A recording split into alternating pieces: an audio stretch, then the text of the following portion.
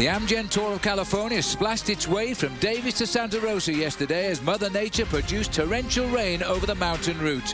But this did nothing to deter the enthusiasm of former Spanish champion Francisco Mancebo as he created his own watercourse in search of a leader's yellow jersey. It seemed a fruitless effort as Lance Armstrong and Levi Leipheimer and other big favourites initiated a chase. But in Santa Rosa, Mancebo was still ahead by a minute, and although joined by the Italian Vincenzo Nibali and the Belgian Jurgen van der Volle, he was still first across the line. The race lead overall was his. Next, it's stage 2 of the Amgen Tour of California, right here on Versus.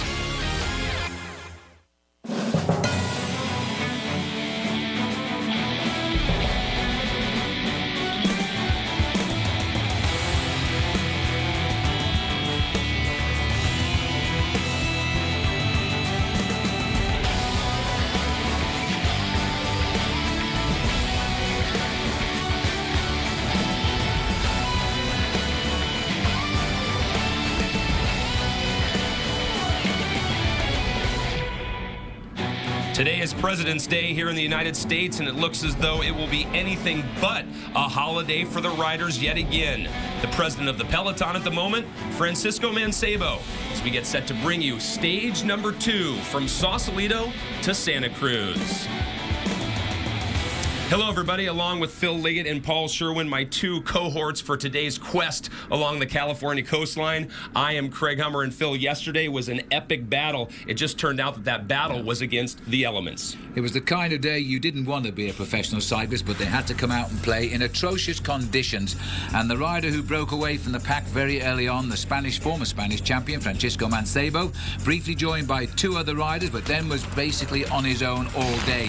He built a lead of 12 minutes over the field in these terrible conditions. Floyd Landis, alongside many other riders, having a flat tyre along the way and having to get back into what would later become a front group.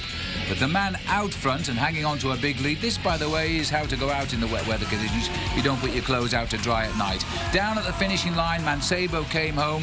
He was caught by 2 riders in the run-in, but at the end of the day, he won everything. And with it now, he has the next leader's Amgen yellow jersey in the Tour.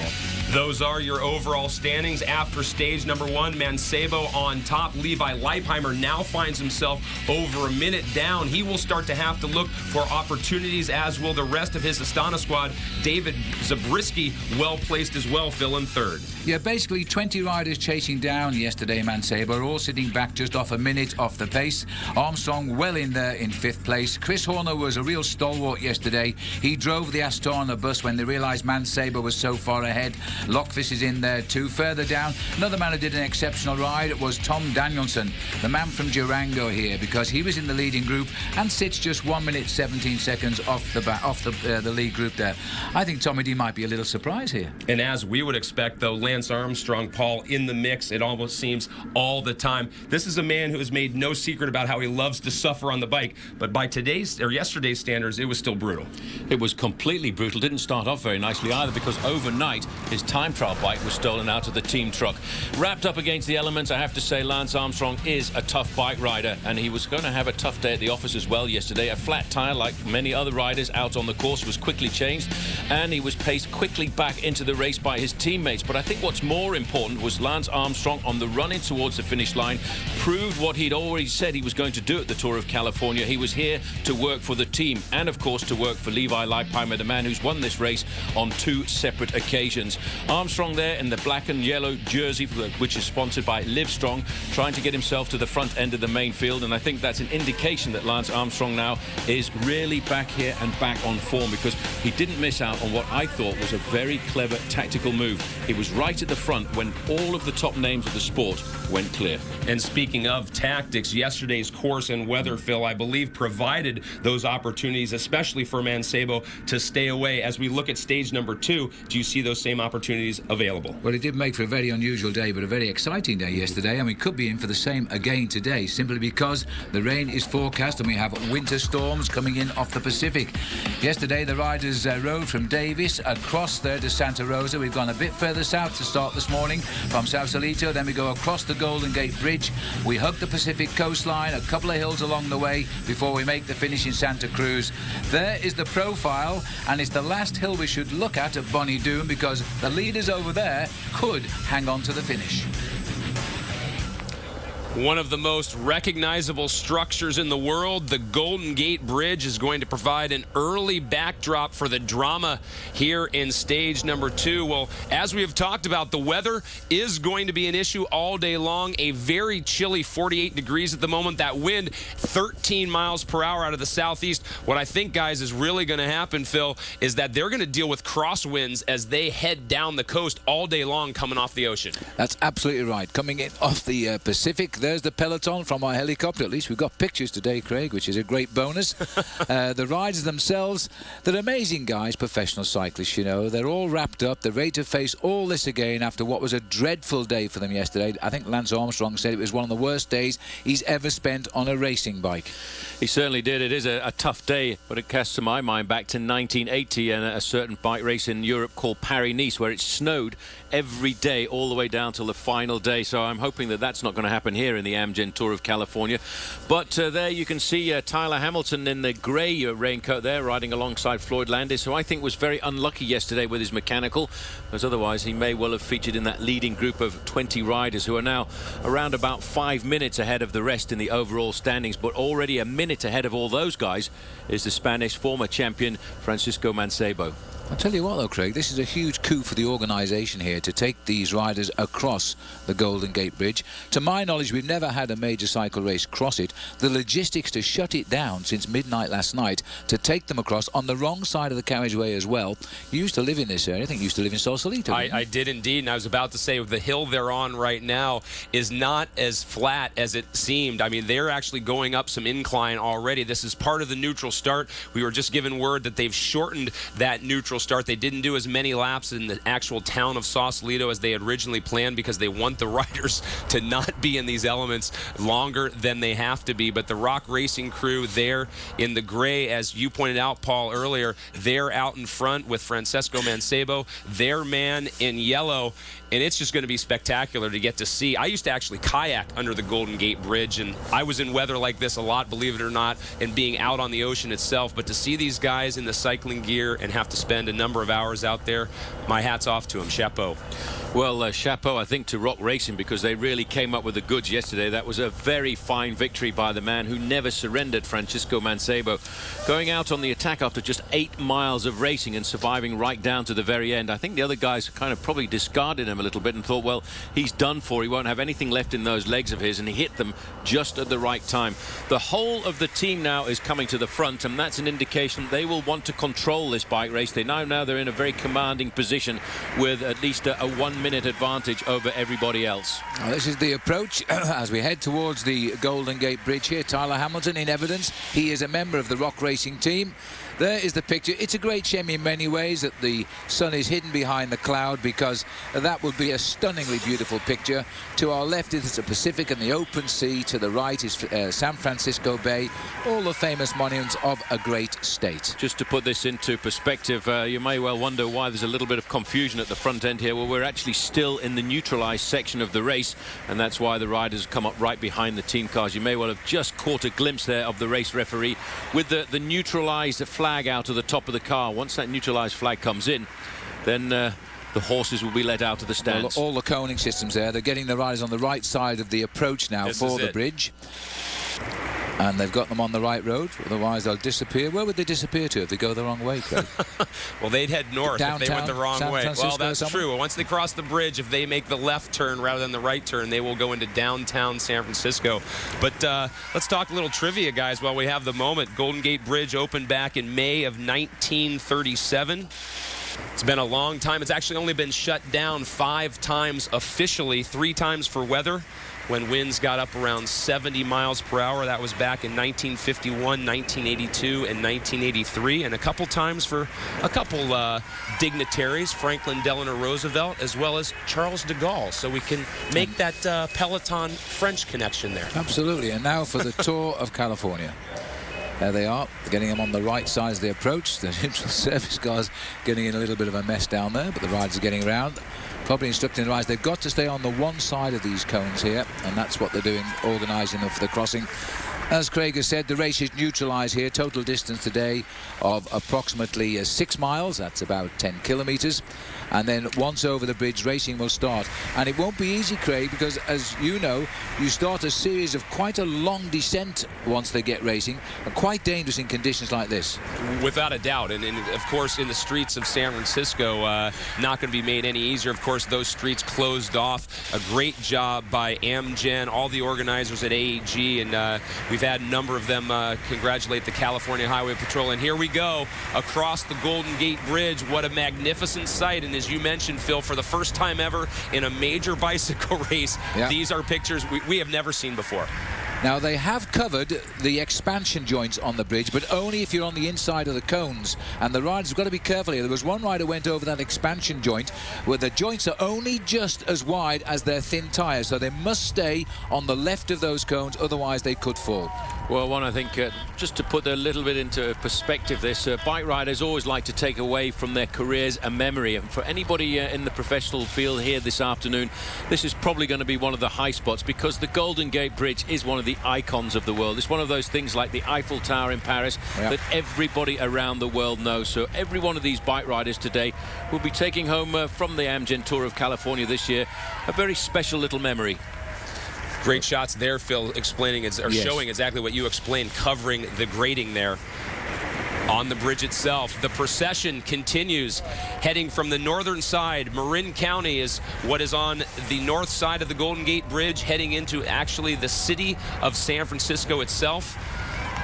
Going to be another long day. Bike, wasn't it? Marin County. That's where the first mountain bike was named. Coming in from the right, the wind and the rain, because that's where the ocean is. On the left is San Francisco Bay. Just below the riders is Alcatraz. It's now, I think, a city museum rather than a top prison, isn't it? It is indeed. And the riders here, commentators' nightwear today, everybody, because as you can see, they're all wearing racing capes. We can't see the numbers, we can't see the colours of their racing colours. We'll have to go for the ones with the sheepskin noseband today, I think. Let's take a moment, you guys, and clarify again what happened yesterday and exactly how we got to the overall standings and the stage standings, Phil. They stopped the times, the official times, didn't they, in stage number 1 as they entered those 3 circuits at the finish. That's right, and they stopped the time at the start of the circuit, but unfortunately the communications in the bad weather was not good from the race. Even to the management on the race, they also complained about bad radio communication, and that was, I think, why Mancebo got such a big lead. Anyway, they did the best to chase him down. They got within a minute. As they entered the circuit in Santa Rosa, the watches stopped, and then they raced for the day's prizes. And that's the result there, with Mancebo getting the win, but he only gained a minute at the end of the day. There's our helicopter out over the Pacific, looking back to the Golden Gate Bridge here. The other side is the bay. Not a nice day, let's face it. We have got winter storms forecast. What they're calling heavy showers. We're not hopefully going to have consistent rain all day. And off in the distance, in the background, that's actually the Palace of Fine Arts. You can see there that little dome structure down in the marina section, which, if you know San Francisco history, of course, that horrible fire in 1906 that decimated the whole city, they were able to rebuild it. And part of that rebuild a couple of decades later was the Golden Gate Bridge, which the riders are on now.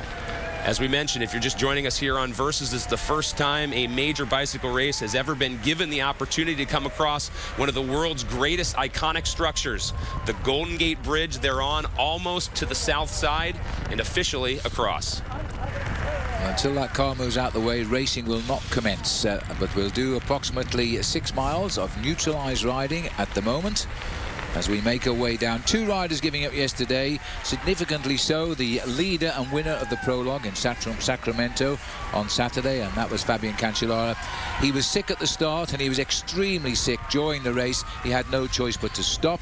Cyclists do not abandon easily, as we've seen here in these weather conditions.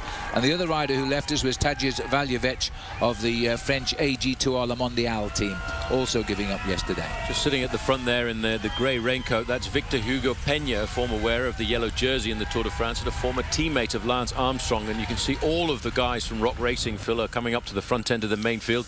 That really is quite an incredible sight there. Those are all of the service cars that would follow the race, and they are the cars that will come in if any of the riders have mechanical problems. They're following a convoy system, and the convoy system is basically pretty much related to your position in the overall standing. So Rock Racing in their posh Cadillac will be car number 1 today. The position of honor. And nobody else will be able to see because the car is so big, but that's another tale, isn't it? Well, just to quickly explain, along the route today, we have a first time bonus sprint, which offers 3 seconds to the first rider through Pacifica, which is after 17.3 miles today. Then we continue on to Half Moon Bay at 26 miles, and then we have the climbs that take us around towards the finish at Tunis's Creek Road and at Bonnie Doon. I think Bonnie Doon might prove significant. And we're sorry about the little bit of picture breakup, but hey, we've got pictures today, which is some big improvement on last stage yesterday, Craig. There's a shot of Lance Armstrong right there as our pictures break up. And as you mentioned, we have pictures to start, which is a great thing. Officially, the riders are across the Golden Gate Bridge. A spectacular start to stage number 2. The 2009 Amgen Tour of California rolls on. And just as soon as the neutral zone had ended, Phil, the attacks started. This is very typical of a top-class professional race. They start to attack as soon as the flag comes in, and usually the first hour can be very, very difficult till we get a little move underway. There's one rider gone clear, and we can't see yet who it is, Craig, from the helicopter here, but in fact, he may well have come back because it looks like on the right of the picture there. We do know that Mauricio Ardea has had a bike change as he came over the bridge, but he's now back in the field as we get into the action now. About 114 miles to go to the finish. Well, the fact that you can see the main field stretched out into a very long line like that is an indication that this race has gone from the gun, as they say in cycling parlance.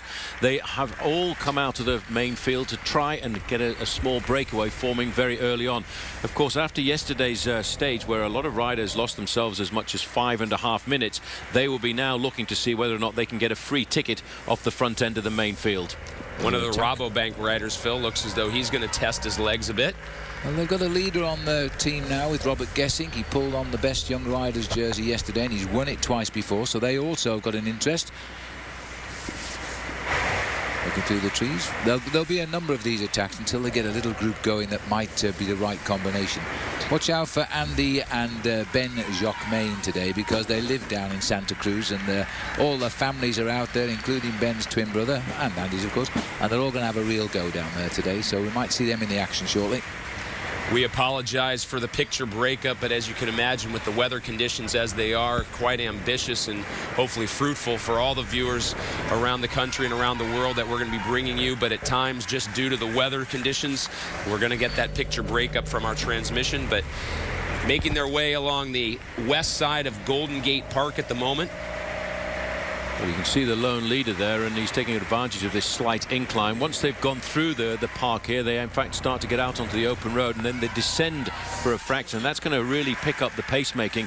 What they will look to try and do is form a breakaway of 5 or 6 riders, and that's going to put pressure on Rock Racing, and I'm sure that's going to be the way the race will unfold over the next couple of days, because everyone will try to see just exactly how strong Rock Racing are going to be. They have got a solid roster here at the Amgen Tour of California with guys like Oscar Sevilla, Tyler Hamilton, Enrique Gutierrez, Victor Hugo Peña. Now, Hugo Peña was a guy who many years ago was a teammate of Lance Armstrong. It also is a tactical moment to find out whether or not they're going to defend the lead completely and sacrifice themselves out on the open road to keep Mancebo with that minute lead, or if they're going to look and see just how exactly Team Astana are going to take responsibility for the chasing. An interesting twist, too, with Rock Racing, if you were following the news leading up to the Amgen Tour of California. It was much like Lance Armstrong saying he was willing to work for Levi Leipheimer once the conditions changed a little bit for Tyler Hamilton, Phil, and the fact that he had to spend so many weeks back in Massachusetts with his mother, who was unfortunately ill. He felt as though he wasn't in top form coming in, so he has said that he's willing to work as a domestique here for anyone on the Rock Racing team. Well, it looks as though Rabobank have thrown down the gauntlet here. I think the rider out front is Bauke Mollema, who is the only other tall rider I can think in there, with the part of Robert Gessing, who isn't there because he wears the leader's jersey today. And he's trying, he could do with a little bit of help. He's not planning on doing a Mancebo and leading from start to finish like yesterday. He's going to have to, hopefully, be joined by a few riders to give him a hand, because we've got the undulations here. We are in the suburbs of San Francisco, and it's early in the morning, remember, because here local time is barely 9 o'clock in the morning. An early day at the office for our riders, but that just means one thing, well, at least one thing, that they'll finish earlier and get out of this rain before the day is done. Rabobank out in front early on. Stage number 2. A lot more to come here on Versus.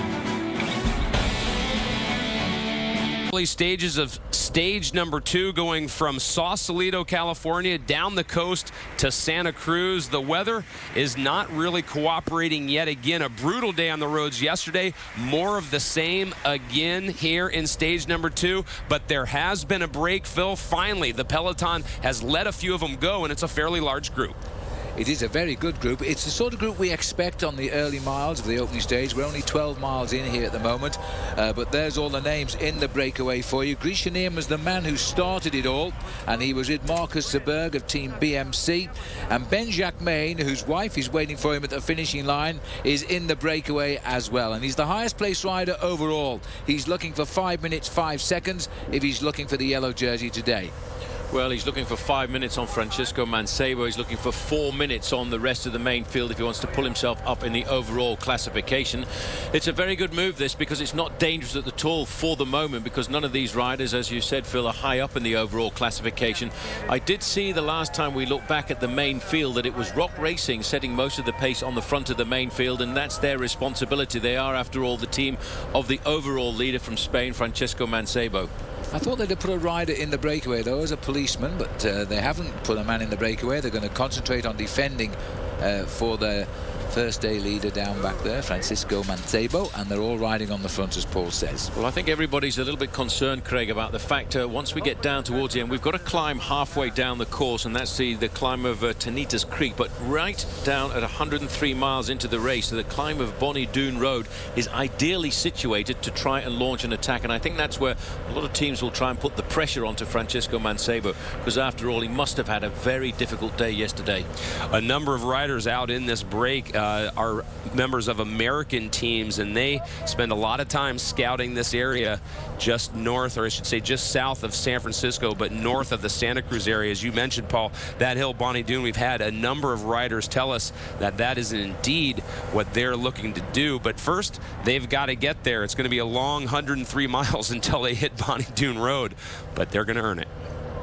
Well, they're heading at the moment to the first sprint of the day, which gives them small time bonus. The Herbalife sprint comes at Pacifica at 17 miles in. We're about 13 miles into the day. The rain at least is consistent, so I don't think much of the showers that were forecast, but it's not quite as heavy as it has been. And it's on the left of our picture as we see the riders heading south here, blowing them in. But they've got themselves a nice workman-like group here. Some good riders too. Grisha Neiman for Rabobank and Steph Clement, a very good time trialist, is in there, both on the same team for Rabobank. Garmin Slipstream with Thomas Peterson and Stephen Koza, two riders on the same team there. And Kobzarenko just about got across for Team Type 1 before the elastic snapped, and they're now pushing out. We haven't got a time check yet, but it must be heading up towards a minute. The front group hoping to increase their lead. The Pacific Coast line is the backdrop for stage number 2.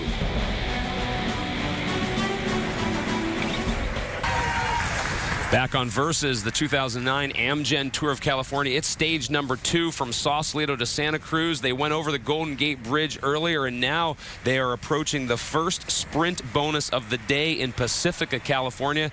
The riders have just come down a slight descent, able to pick up some speed. It's 10 men away at the moment who have managed to distance themselves, and here they come into the Herbalife sprint number 1. And it looked as though from Rabobank, Steph Clement was able to cross the line first. We will get you the results, of course, as we can. And Steph Clement, one of 2 Rabobank riders. Actually, it looks as though it was Grisha Nierman, number 56. Rabobank strength in numbers in this break. They are one of 2 teams. Garmin Slipstream also has 2 members in this break, Stephen Koza and Thomas Peterson. The weather, as you can see, absolutely dismal out on the road for the 2nd day in a row. It has been a tough go for the riders. A lot of them complaining that even late into the evening last night, they still weren't able to warm up after that long day at the office. Today, more of the same. The total stage around 115 miles, and there you see the sign saying Santa Cruz, about 70 miles to go.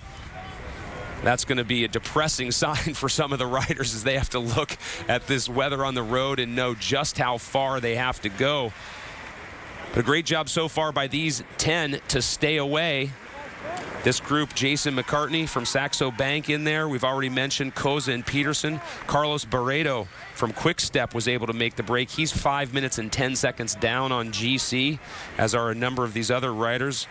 Clement and Nierman from Rabobank, Marcus Zaberg from BMC, Ben-Jacques Main from Bissell Racing Team, and Valery Kobzarenko from Team Type 1. Those are your 10 who are out in the break at the moment. And just as quickly as they went through that sprint, they have to hit the hills yet again. It's going to be an up and down day for our riders. They made use of that sprint, guys, tried to get as much momentum as they could, but once again, as we have already talked about with this profile, Phil, they're going to go up and down a lot today. Yes, that's Valery Kobzarenko just taking off his racing cape, a member of the Team Type 1. This is the breakaway of 10.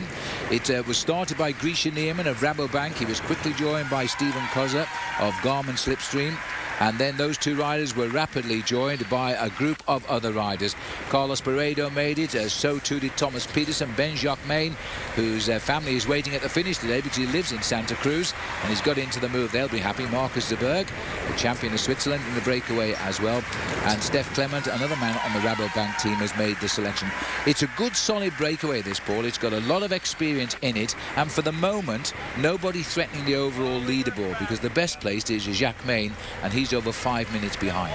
Well, they're looking for 5 minutes on the overall leader, 4 minutes on the leading group of the heads of state who formed yesterday. And as you say, Phil, these are a bunch of guys who are very prepared to work. We've seen Ben-Jacques Main in this race in the past seriously look for breakaway moves. And of course, it's good to see that Team BMC have got their Swiss national champion in there, Marcus Zaberg, a very seasoned professional. They will, though, have a very hard day because it undulates and makes it very difficult to keep the momentum up.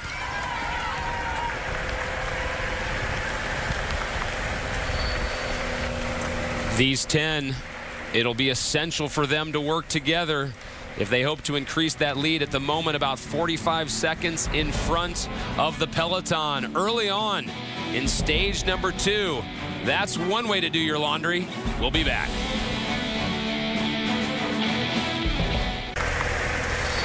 The riders are extra motivated today here in stage number 2. They suffered extremely in stage 1 yesterday. Today the conditions are the same, if not worse. Stage number 2 of the Amgen Tour of California goes from Sausalito to Santa Cruz. They've already made it through sprint number 1 in Pacifica. We saw that a bit earlier. It was Grisha Nierman, of course, from Rabobank, taking the win, the bonus points, 3 seconds, I should say. Kobzarenko, he was second from Team Type 1, and Marcus Zaberg, he ended up in third. They're still away, going for that second sprint of the day. We take a look at our leaders once again. It's still the same group of 10 guys. They have been working very hard since they were in those streets of San Francisco, Phil. Now as they approach the second sprint bonus of the day, they're putting the pedal down. Yes, they are, but they're now working well. But although they are working very well together, they're riding very sensibly here. They're nudging away, and that's all they're doing. They're just over a minute and a half the lead, and it's not growing just now. We get to that psychological point where the elastic stretches, but it doesn't snap. The riders in the main field, which we're looking at here, are probably riding exactly the same speed now as the breakaway. But when they lose a little bit of interest, we might see it move away.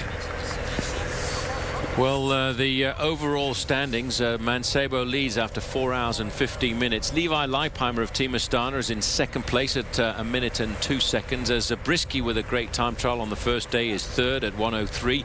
Michael Rogers, also a solid time trial performer, at fourth at 1:03. And to me, amazing to see that name in fifth place, Lance Armstrong, at 1:05. Yes, knocking on the door with his teammates. 4 of them really strong and in the leading group yesterday, chasing down Mancebo. So they've got a few cards that they can play over the days that lie ahead. And the composition of the 8-day race this year, it's got all the elements of a Tour de France, if you like, a major international stage race, because we've got the 2 time trials, the opener, which was the prologue short distance, the longer one in Solvang. We've got the mountains during the stages, and we've got a difficult mountain on the end, the last day of the race, as we run down towards the finish in Escondido. So I think it's a great format, and at the moment, I suppose it's Astana who's come out best. Just news of somebody abandoning there, Paul. Yeah, one of the riders from Fly-V Australia, it appears, has abandoned the race, Michael Grabinger. I think you'll see a lot of riders abandon over the next couple of days, because if you come out in the morning and you see weather conditions like this, it really is a massive psychological blow. Although, Phil, looking out from the commentary position here towards the finishing line, it appears to me, and I've got my fingers crossed, that the weather, in fact, is starting to lift up a fraction. Well, that's what the forecast said, but I hate to tell him it's going to come back again to what it is right now, unfortunately. It's not going to be. That's what the forecaster said, but this is what Phil says. The only guy seeing the sun over San Francisco today is about 38,000 feet. That's right, right. Well, you had a friend that came in earlier, guys, that used to be a pilot for United. Yeah. He could take us up there. We could see the sun eventually. Well, they are doing a lot of work out on the road, but as they come to the sprint, let's, for those of the viewers that are perhaps tuning in for the first time, guys, let's explain why these sprint bonuses are so important, and why, even though perhaps they might not be well placed on GC, these guys, Phil, try for those sprints. Well, the whole concept of stage racing, and it is a simple one. People think it's complicated. It's not. You cover the whole of the course in the shortest possible time. The complications step in when along the way they give you bonuses. That means they take, if you win a bonus time, it comes off your time overall. And if you do something wrong, you get a penalty, and they add time on. And that's the only way the time is altered. Otherwise, it's real time. So if a guy yesterday gained 5 minutes, then the guy who lost 5 minutes over the next few days is going to work out, how can I get that 5 minutes back? To put into perspective the performance of Lance Armstrong, for example, in the Tour Down Under earlier in the year that Phil and I watched, the overall result at the end of the day was Armstrong finished 49 seconds behind the winner. However, the winner had won himself 30 seconds in time bonuses out on the race route, because he was an extremely good sprinter. So all in all, basically over the 6 days of racing at the Tour Down Under, Lance Armstrong only lost himself 19 seconds in real time.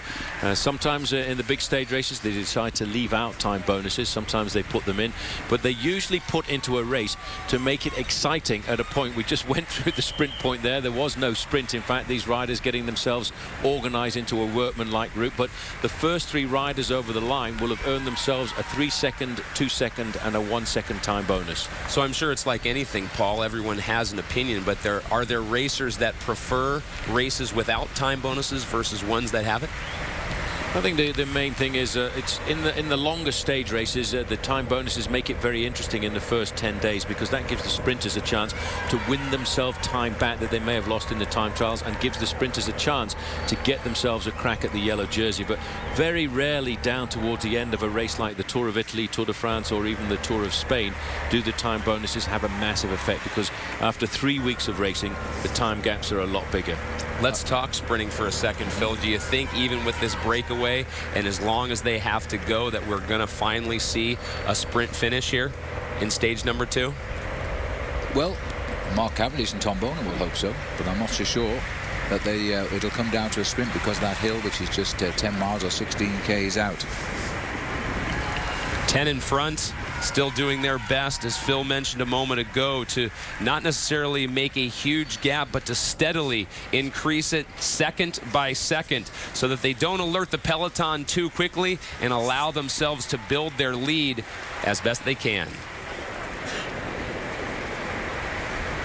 Kobzarenko at the moment from Team Type 1. We've talked about their situation, what great results they're looking for here. So Team Type 1 represented in the breakaway. A lot more to come here in stage number 2. They're headed to Santa Cruz.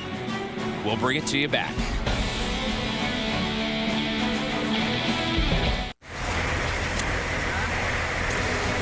The great-looking coastline of Northern California, what a lot of this area is famous for. Not the best weather, but certainly beautiful pictures being brought to us here on Versus. Stage number 2, over 116 miles in length from Sausalito to Santa Cruz. The riders have made it through 2 sprint bonus points, the first in Pacifica, California, the second in Half Moon Bay. It has been a breakaway group of 10 riders that has set the pace for most of the day. That breakaway now has increased its lead dramatically. They now sit 3 minutes and change ahead of the peloton. So Rock Racing, in charge of pushing the pace of the peloton and monitoring that pace, they've allowed this group to get out in front. Some of the names that you will see there: Jason McCartney from Saxo Bank, Steven Koza and Tom Peterson from Garmin Slipstream, Carlos Barreto, we showed you a moment ago on Quickstep, Steph Clement, Grisha Nierman from Rabobank, and a number of others. They are the ones in charge. And these are the men responsible, as I just said a moment ago, Rock Racing, Phil. They are in charge of keeping that peloton and to try to keep that gap as small as possible. But at the moment, really, the Stana, it looked as though, was trying to make it back to that peloton. There we see Rock Racing yet again. They've got to monitor and minimize that gap. It's now at 3 minutes and 25 seconds. It could be Astana trying to come up in the outside wave there, which means they've had a guy in trouble at the back, but they're putting him back at the front. All the good teams try to control at the front of this big pack. When you see everybody riding along together, you think it's fair to everyone. Well, it isn't, is it? It certainly isn't. These guys, you may well notice as well, are riding over to one side of the main road, and the reason for that is the wind is coming from the left-hand side of the picture, the right-hand side of the rider's shoulders. And the reason they're doing this is because they're trying to shelter each other only from the wind. Levi Leipheimer, just a few moments ago, in fact, had a flat tire, and he's just ridden himself back into the main field with his teammates, and so he's now comfortably ensconced back in the peloton. Now that he's joined the peloton, he'll use his teammates to ride up through the main field and place himself back up at the front of the pack. The safest place ever to ride, especially in weather conditions like this. And that's probably why we saw the team swing out from the front of the peloton, checking where he was, as they're leaving all the grey jerseys of Rock Racing here to continue tempo riding. Early days yet, as we've now passed through the 35-mile point, which is about 56 kilometers is gone. Total distance today in kilometers 187, in miles 116. There's the pictures of the Amgen Tour of California going around the world this year, and that I think is justifying the importance of this event now on the World Cycling calendar. So forgive me if I keep giving you kilometers and miles, and that's not what you work in, or meters and feet. Wait till we get to inches and millimeters, then we've got a real problem. Then you're going to lose me. Well, the only problem is, Phil, we're trying to do these calculations simultaneously in our heads, and I do know that every now and again people get very upset when you make the wrong calculation from Fahrenheit to centigrade, but it's not really that easy on the fly. No. You always base on the fact that 50 Fahrenheit is 10 degrees centigrade. After that, you stay with it. It's a bit difficult when you get to the minus Fahrenheit, which is, I hope, where we don't go at the moment. And that's how it was when we left London. It was way down below freezing in London. Again, abnormal as the weather is here on the Pacific coast of the United States. On the crawler there, you're seeing the overall situation currently at the start of the day. You're seeing the riders too take on those little bags, which are called musettes, which carry their choice food of the day, which they've now taken. What they like, they'll put into the pockets of their racing jerseys. What they don't like, they'll leave in the bag, and they'll throw it at some spectators as they go along. Good point to note here as well. Again, these riders in the leading breakaway, none of these guys are actually wearing their racing capes because they are working very hard to build on their advantage over the front end of the main field, and they're actually generating a certain amount of heat, whereas the guys in the main field, a lot of them are following, a lot of them are sitting in the shelter from the wind, but they're not riding as hard as these guys at the front, and that's why they've got their racing capes on. Another thing to bear in mind is you can overheat if you get into a breakaway like this and you've got a racing cape on too much, and I've seen it happen many times in the past. Riders have made that mistake of trying to keep a racing cape on and then getting dropped down towards the end. And even with that rain out on the road, you can dehydrate very quickly, as Paul just mentions, if you're overheating. And Rock Racing, though, at the moment, they still have those capes on, working at the front of the peloton, trying to minimize the gap. It was close to 3 minutes and 30 seconds, but the hard work now being done by them on the front. The climb, which isn't too far away now, of the climb of Tunis's Creek Road, is 10 miles, or is it 10 kilometers long, or 6 miles. And the riders here, this is an area well known to the riders who come over from the San Francisco, from the Silicon Valley, around Palo Alto. This is their riding roads on Sundays, and now they'll be all pretty interesting to see how the top professionals get up there and ride. Well, this is Marcus Seberg, a very seasoned professional. He's been around for a long time. In fact, he's currently the Swiss national champion. Team manager there, John Lalonde, who's been looking after this team for quite some time. And in fact, Jean Lalonde's father, Bob Lalonde, used to be a teammate of Eddie Merckx, and then went on to be one of Eddie Merckx's director sportifs. He's now retired and spends a lot of time running around the world with Eddie Merckx, and they still ride bikes. And he used to also be the driver of the director of the Tour de France, Jean-Marie Leblanc, and Jean Lalonde himself worked for the Tour de France before becoming a director sportif. Weather update, 50 degrees, that's Fahrenheit, that's 10 degrees Celsius. Light wind at 9 miles an hour today, which is about 15 kilometers an hour, west-southwest. 88% humidity, don't need an interpretation for that, do we? And rain showers, we don't need an interpretation for that either. No, not at that's all. for this all day, I think. It's warmed up a whopping 2 degrees since earlier this morning. Very, very green down here. Now, is this weather very unusual down this coastline at this time of the year, Craig? Not necessarily very unusual, but you go through stretches, it seems like, here in the California coast, both northern and southern, in these sort of months. February is known as a rainy month at times in this part of the country. However, you can also have incredible heat. In fact, about a month ago or even 3 weeks ago, we went through a stretch where we were hitting, and I'll give you, of course, being American, Fahrenheit degrees, but we were hitting 80 degrees every day for about 7 to 10 days straight. The pilot of the aircraft that flew me out here said the week before that we came out here, he had, in his shirt sleeves, walked across the Bay Bridge and had the most beautiful summer's day. What went wrong? We'll have to ask someone who's in charge of the weather, but you're right, what a different race this could be, because as we all know, right, there are riders who prefer conditions like today, albeit maybe not this cold, but Paul, I mean, there are riders also who enjoy the heat and do better in the heat, so this could change the dynamic just by the temperatures we're seeing. Well, I would think Francisco Mancebo is one of those riders who actually rides better in the heat, because he's better known as a climber, and the climbers are usually riders who have a much lower body fat, sometimes as low as a 5 or 6% body fat, and that means they don't support these cold conditions quite so much. But most of the time, yes, there are riders who excel in the cold and riders who excel in the heat, but most of the time it's really a psychological battle that you have to play, and as long as you've got the strong psychological character to come out and say, I don't care whether it's raining or whether it's hot. And that's the kind of bike rider. A man like Sean Yates, who's one of the team managers at Team Astana, used to be, on a day like today, just to psych everybody else out, on the starting line, he would take his undervest off and say, this is not cold today, boys. I never knew, of course, Sean as a rider as you did. I've only known him as one of the directors on the teams he's worked with. And I tell you what, sitting around the truck, listening to his stories, I'm intimidated by him. He was a tough guy, and I tell you, he was, we talked a little while back about descending in rainy and treacherous conditions. He was probably one of the best descenders I have ever seen. He would ride a bike downhill as if he was riding a speedway motorcycle, and he would lock the back wheel up going around the corners. He would get a great amount of pleasure out of that. He always tried to catch the motorbike outriders too.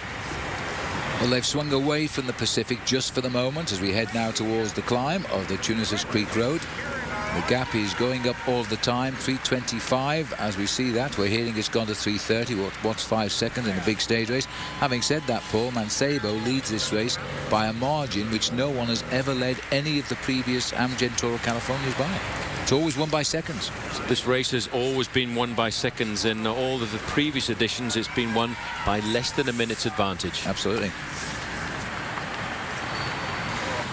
As we begin to head away from the coast, as Phil mentioned, Tonitas Creek Road, that climb, our first King of the Mountain stage, or part of the stage of the day.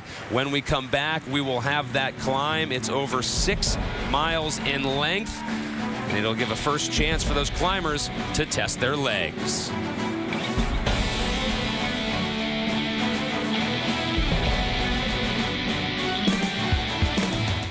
We hope you're enjoying our President's Day coverage here on Versus, the 2009 Amgen Tour of California Stage 2. We are in the midst of that from Sausalito to Santa Cruz. Early on, this group of 10 was able to break away. They have increased that distance on the peloton to 3 minutes and 30 seconds. The peloton chasing them, they're going to try to limit that damage. Looks as though we are approaching the early parts of this Tonitas Creek Road climb, Paul, and this is a chance, as you hinted at earlier, perhaps not really much fireworks in store for that leading group of 10. It benefits them to stay together, but a chance perhaps for this peloton to lower the gap. Yes, I couldn't see any weak riders in that leading group of 10 professionals. They all seem to be sharing the pacemaking at the front. Nobody seemed to have showed any signs of weakness at all. Here, I think in the main field at 3.5 minutes behind, you'll see the whole of the peloton allowing Rock Racing to do the pacemaking at the front, because any attacks that come or any testing moves that come, I think will come on the final climb of the day, the climb of Bonnie Doon, which is ideally situated. You can just see all the debris here at the side of the road. There were some incredible storms came through here last night, blew a number of big trees down in the areas around San Francisco. Unfortunately, the race has been able to get through most of these roads nice and clearly today, and it appears to me now that the weather is starting to lift, and hopefully, I've got my fingers crossed that we can have a couple of hours without too much rain.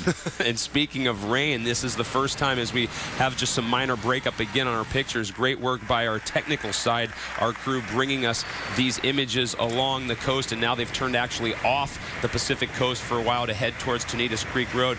But the rain has seemed to let up a bit, as you mentioned, and we're not seeing those massive puddles on the side of the road or the driving rain. However, the wind still out there, and at least for some moments, they're going to have a tailwind as they leave the coast.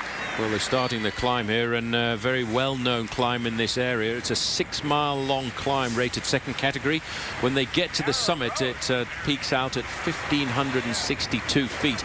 That's about 550 meters in modern currency, and they reach the top after 47 miles of racing. That's around about 80 kilometers.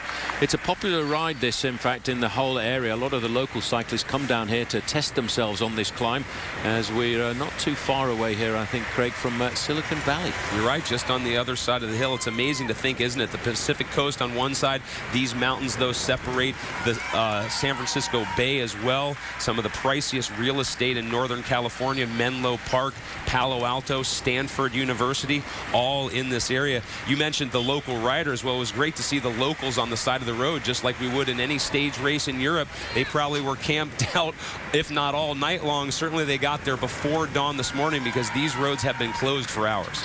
They certainly have, and you can see the main field starting to pick up that tempo. I think it's just going to be a status quo for the next probably 30 to 45 minutes as they leave themselves at around about 3.5 minutes.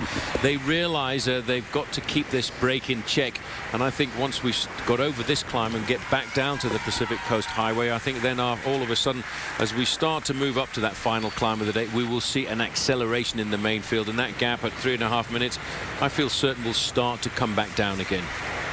Ben-Jacques Main, the best place rider on GC in this breakaway group at 5 minutes and 5 seconds down, 26 overall. That general classification, of course, Phil, what everyone is striving for. Of course, to wear the yellow jersey in any tour stage race is a big deal, but to have it at the end is the ultimate goal. At the moment, it's Francisco Mancebo of Rock Racing that has it, but perhaps on the road, Ben-Jacques-Main, if all goes well, it could change later today. It could, but I would expect the peloton to lift the pace on this, just to test who's strong in the backfield.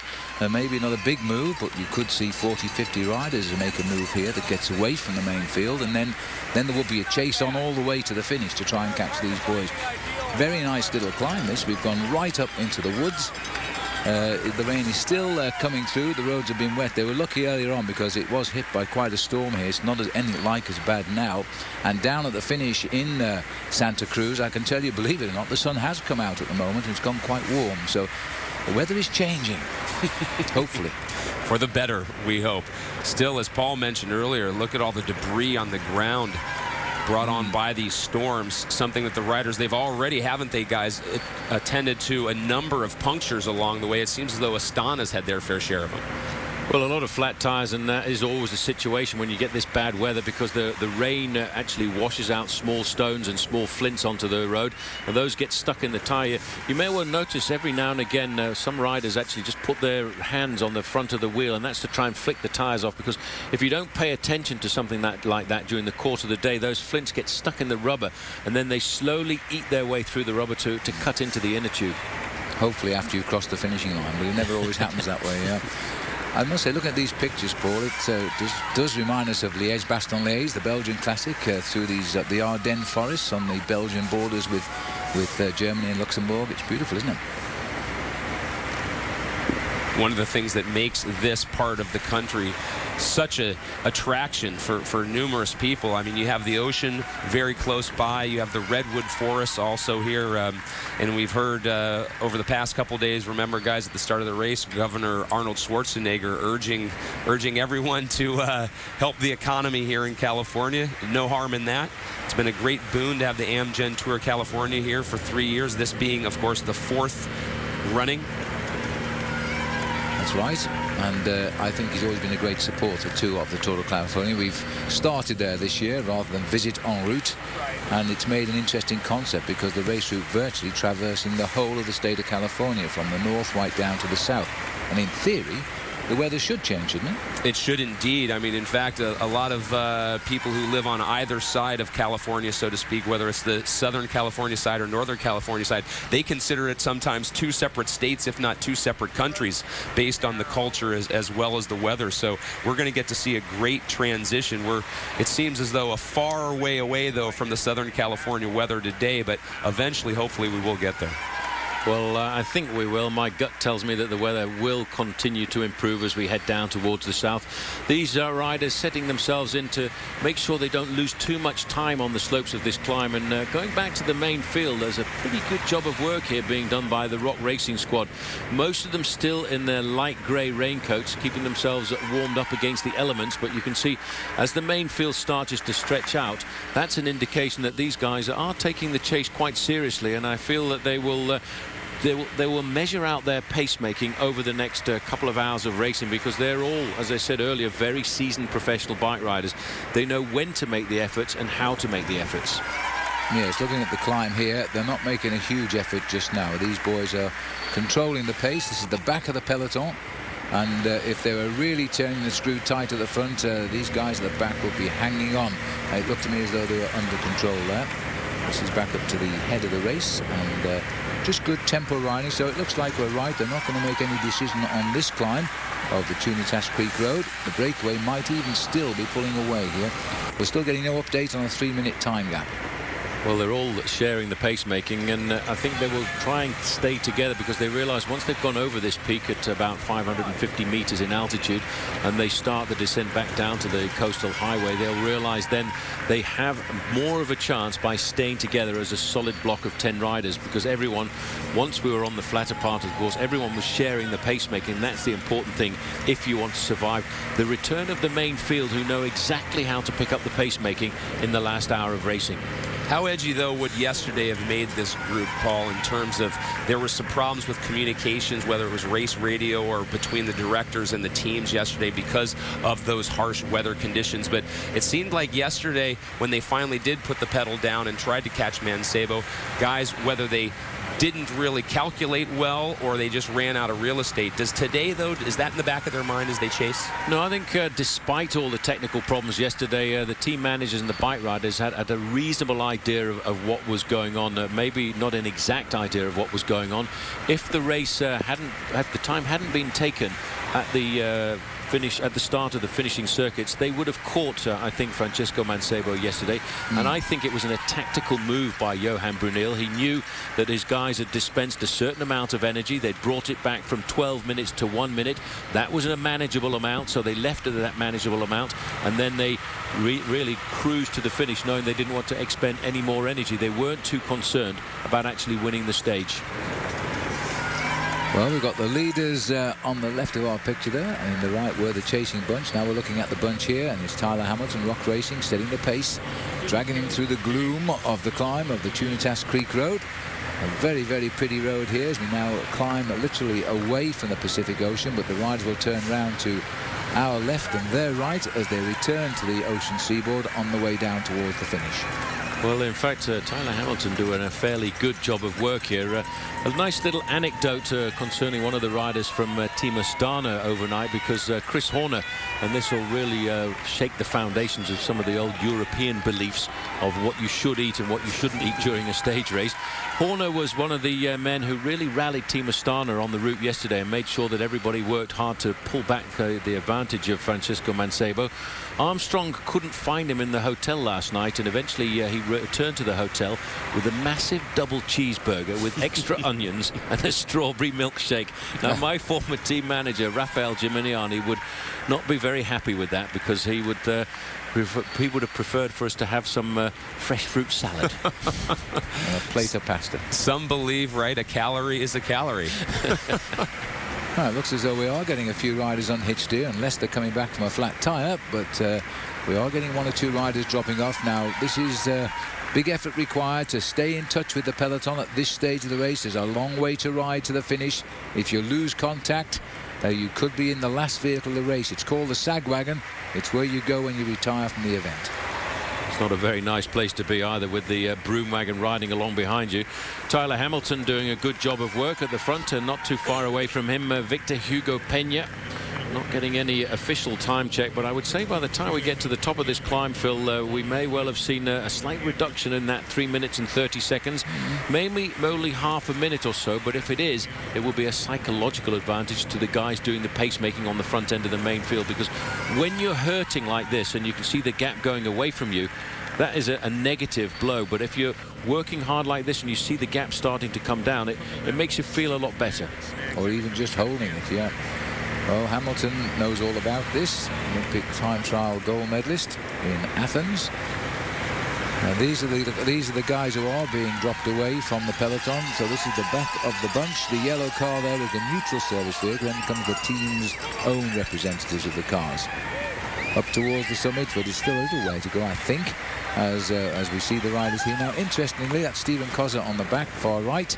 And it's his teammate here who's also with him here, Tom Peterson. Pacemaking not uniform now, just the strong riders are driving at the front. Marcus Seberg is sitting at the back there wearing number 91 in the black racing cape, a Swiss national champion. You can see by the rider's body style there that it is actually starting to get a little bit grippy on the upper slopes of this climb here. The tempo being made there, I think, by Carlos Barredo. He's an extremely good climber, a solid man who's finished in the top 10 in the Vuelta a España on previous occasions, so he won't be too scared about a 550-meter climb. He's used to climbs of 2,000 meters. These are humps, aren't they? Not real mountains. But they can hurt too, because of course the big climbers can climb long climbs with different tempo to the ordinary climbers, but when the small, short, steep and fast hills come, they can be caught out of breath. It's horses for courses, isn't it? Getting into the mist, it seems now. Top of Tunitas Creek Road, 6+ miles going up, covering almost or over 1,500 feet of elevation. little bit of picture breakup, so we bring you back down to the finish here in Santa Cruz. And as Phil mentioned, starting to get almost downright nice out there. Impossible. Comparatively. In fact, it's gone up at least 5 or 6 degrees since the rain stopped here in the finish line at Santa Cruz. A little bit of blue sky up there. No guarantee, it will say, because the forecast is not good. Showers all day, sometimes heavy, and certainly when the rain comes, so does the chill air. But plenty of activity down here in downtown Santa Cruz. There's an exposition here, an exhibition of bicycle bits and all the attachments and attainments for that. And plenty to do when they're waiting for the race to come in. They can also follow these live pictures, of course, when we get them. And right now we're out on off the Pacific Highway once more. The riders are racing over to the left now. Just looking at those waves, I reckon Craig here next to us is getting a little bit twitchy. I am indeed. I mentioned how the race tactics made the riders twitchy yesterday. I'm looking at that thinking, oh yeah, there's a great right there. Left-handed break as well. But not too many surfers out there today. Rough seas due to these storms coming through. A series of storms. We've already talked a little bit about the weather and how hopefully it will improve. And I know AEG and the organizers of the Amgen Tour California would love nothing more. We're seeing exciting racing, everyone making the best of the conditions, but a little sun might liven the spirits a bit. Well, there's the breakers coming in, and if you are just joining us, quick recap for you. We've got in the lead a group of 10 riders. They established very early on at 5 miles or 8 kilometers today. Grisha Neiman of Rabobank got away, quickly joined by Stephen Kozza of the Garmin team. And then up came the rest of them, because Marcus de Berg, the champion of Switzerland, joined on. Ben Jacquemain, whose family's waiting at the finish. Steph Clement, who's only ever won time trials in his professional career, might win a road race today. And also Carlos Pereira, who's doing all the work on the first climb of the day right now. Thomas Peterson, Jason McCartney, Cameron Evans, and Valery Kobzarenko. That's the format of the leaders. They've got themselves 3 minutes and 30 seconds at the last time check, but that time check has hung so long I can't believe it now. Well, I think we will start to see a change once we get over the top of the climb. It really is quite a beautiful coastal highway road, this one, that goes all the way down the coast, right around Los Angeles, all the way down to San Diego. And hopefully as we go further down this highway, we will start to see the weather improving. You know, the cycling gods, I feel certain, will smile upon us, and we will have a good last 4 or 5 days of the Amgen Tour of California to allow these guys to realize that it never rains in Southern California. Or so the song says, correct? Yes. I have packed a pair of shorts, guys. You did? Yes, I haven't seen them since. That was very optimistic of you. I think it might be. Yes. As of course, this is why it's such a real quality field this year. There are 136 starters in the event, but the quality is outstanding. It really would do justice to a race like the Tour de France. But they come here because they want good roads, good racing conditions, and good preparation for when they start their European campaign, which begins next month. And so they're going to feel a little bit miffed at the moment with the way the weather is. But I think you're right, Paul. I think as we go south, maybe not on the high climb of Palomar, but everywhere else, I think we'll be having nice sunny weather. You mentioned Palomar, Phil. A week ago, they had over a foot of snow up there where the riders were going to be. So we better get a change of weather, because that's a mountain I think that cycling fans want to see this field attack. And if the weather doesn't cooperate, who knows what could happen with the course. But we're going to keep our fingers crossed that Palomar will be there in a few days. More sights from the finish area here in Santa Cruz, California. Santa Cruz, known often for its counterculture. Today it's known as the finishing stage, the finishing town of stage number 2. The crowd starting to gather, and for good reason.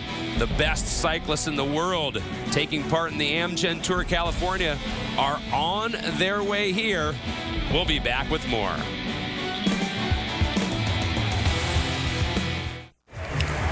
Back here in Santa Cruz, California, getting set to welcome the riders. It will be a few hours before we actually see them come into the streets of Santa Cruz. At the moment, they are attacking the Mountain and Needus Creek Road, a 6.2-mile climb right there at about 10 kilometers long. They're going to climb over 1,500 feet of elevation, and the reason we're here in Santa Cruz at the moment is because of our transmission difficulties. We're doing the best we can to bring you those pictures, but because of the way it's transmitted in the microwaves, we are just having an inability at the moment to bring you those sounds and sights from up on the road. But It's been a great day so far for those in the breakaway. 10 riders, in fact, were able to get away almost from the start after our neutral zone. If you're just joining us on Versus, unfortunately, you didn't see the riders cross the Golden Gate Bridge for the first time ever. A major bicycle race able to close the Golden Gate Bridge down and come across. Those sights were absolutely spectacular. Of course, we would love to see some more sun, but this is what the riders are dealing with. And, of course, we're bringing you all this action on Versus right now, the 2009 Amgen Tour of California. The California coastline, we've talked about how well known it is. People have written about it. They've written not only prose, but songs as well. So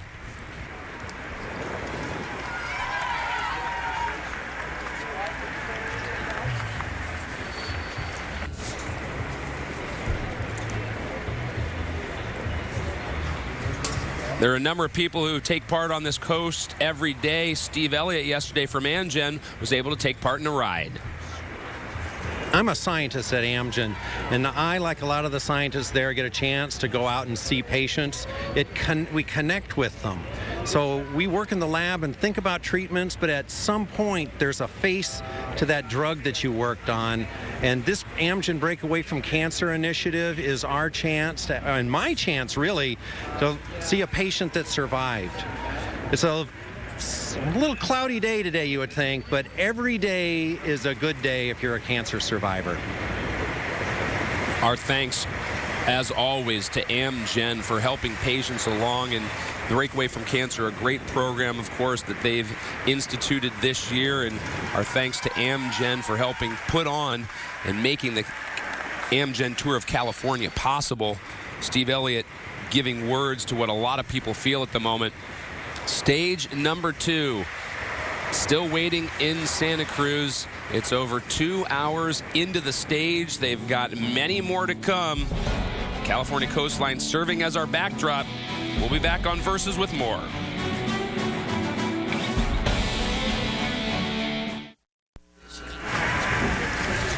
We welcome you back to the finish line here in Santa Cruz, California. Unfortunately, unable to bring you pictures from the course at the moment. We do know, however, that the riders are close to coming across the peak of Tenitas Creek Road. Tough terrain, of course, out on the road, and as we've mentioned numerous occasions, the weather is wreaking havoc on these microwave transmissions of our pictures. But that, unfortunately, the weather, I should say, has fortunately given us a chance to check in once again with Rosika Mather. She's trying to figure this whole sport out. So, as you know, there's a lot of guys in these biking races, ladies. This is Tom. Hi, Tom. Hello. Hi. And what's your last name, Tom? Zerbal. Zerbal. Yep. How long you been racing? I've been racing 5 years. Okay. And do you get that you're not really racing right now? I think I've moved a couple inches. I don't know if you've noticed, but Couple inches? Huh? You're an inch man? So, what's your phone number? the more jealous we can make my girlfriend. Oh, is she watching? You're number 2 in his life, girlfriend. So I think you need to think about that. You're going to see her in 7 days, right? Yeah, if we can survive this, then I guess that's the true test. This. Tom, don't worry, okay? You and Rebecca are like this, all right? I'm so sure. I mean, I'm only cute and ethnic. Is she, what is she? What do you think? She's a female? Her race. Is she white? She is white. You guys are going to make it. It's good. Rosika learning the ropes, the ins and outs of cycling, and I don't know, possibly causing a rift there in the Zerbal household. But Tom, a very good sport there. And I think by the time we do make it down to San Diego, Rosika is going to have this whole thing figured out. Well, the coastline still looking good. Very green, of course, because of all this rain we've been having over the course of the past week here in Northern California. The sun trying to show itself at a couple times amidst all this cloud cover here, and that cloud cover part of the reason why we are unable to bring you pictures from the course at the moment. We here in Santa Cruz starting to break up. Well, we hope, Phil, don't we, that those clouds are going to continue to break up a bit. We've started to see a little blue sky, and I think the crowd could only hope for that as well. Well, as we see here, we're panning the coastline. We know where the riders are. We just can't show you the pictures of them at the moment as they continue to come up the top of the climb. But I would expect now they are actually over that climb and will be descending back to the coast. And we've seen already we can get pictures there. Seen here at the finishing line. Still the cloud is breaking up, but the promise of rain is always with us. And even though it's not at the moment, those clouds are looking a little bit grey just now. They certainly are, and I wasn't sure. I know Craig comes from this part of the world, but I wonder if he knew where the meaning of Tonitas Creek comes from. No, you don't. Oh, he's going to go with the trivia. No, I don't. Well, actually, I just thought I'd bring it to your attention because it comes from the Spanish, a prickly pear creek. And prickly pear, you obviously know, is the small little flower that grows on the top of a cactus, which is actually very succulent to eat. Yeah. And they're a total pest in South Africa because they're not indigenous. Did you know that? The prickly pear? Yes. But there are one or two growing there. Well, hopefully there are no prickly pears on the road that our cyclists are going to have to contend with. They've had to contend with a number of other things. Yes, well, as we are having to contend with a number of things here. Down at the finishing line, Craig, I must say that our friends are all ready to go. All we want is the cyclists to come down now. Here in Santa Cruz, the crowd trying to do their best to make way. We, of course, are waiting on word as to what the racers are doing, and we are just now being told, Phil, that the latest gap, believe it or not, is 4 minutes and 10 seconds. Well, so surprisingly, the breakaway able to gain more ground. Well, that doesn't actually surprise me. I'll tell you what, Craig, because there was good tempo riding being done by the guys on the front of the bunch. But they never lost the rhythm, and I think that's all down to Carlos Barredo, even though we can't see the pictures. Carlos Barredo is a pretty solid bike rider, and he's probably one of the most dangerous riders in that breakaway. Again, Team Quickstep playing a very clever tactical game by getting him in there. He will have set the pace on nearly all of that climb.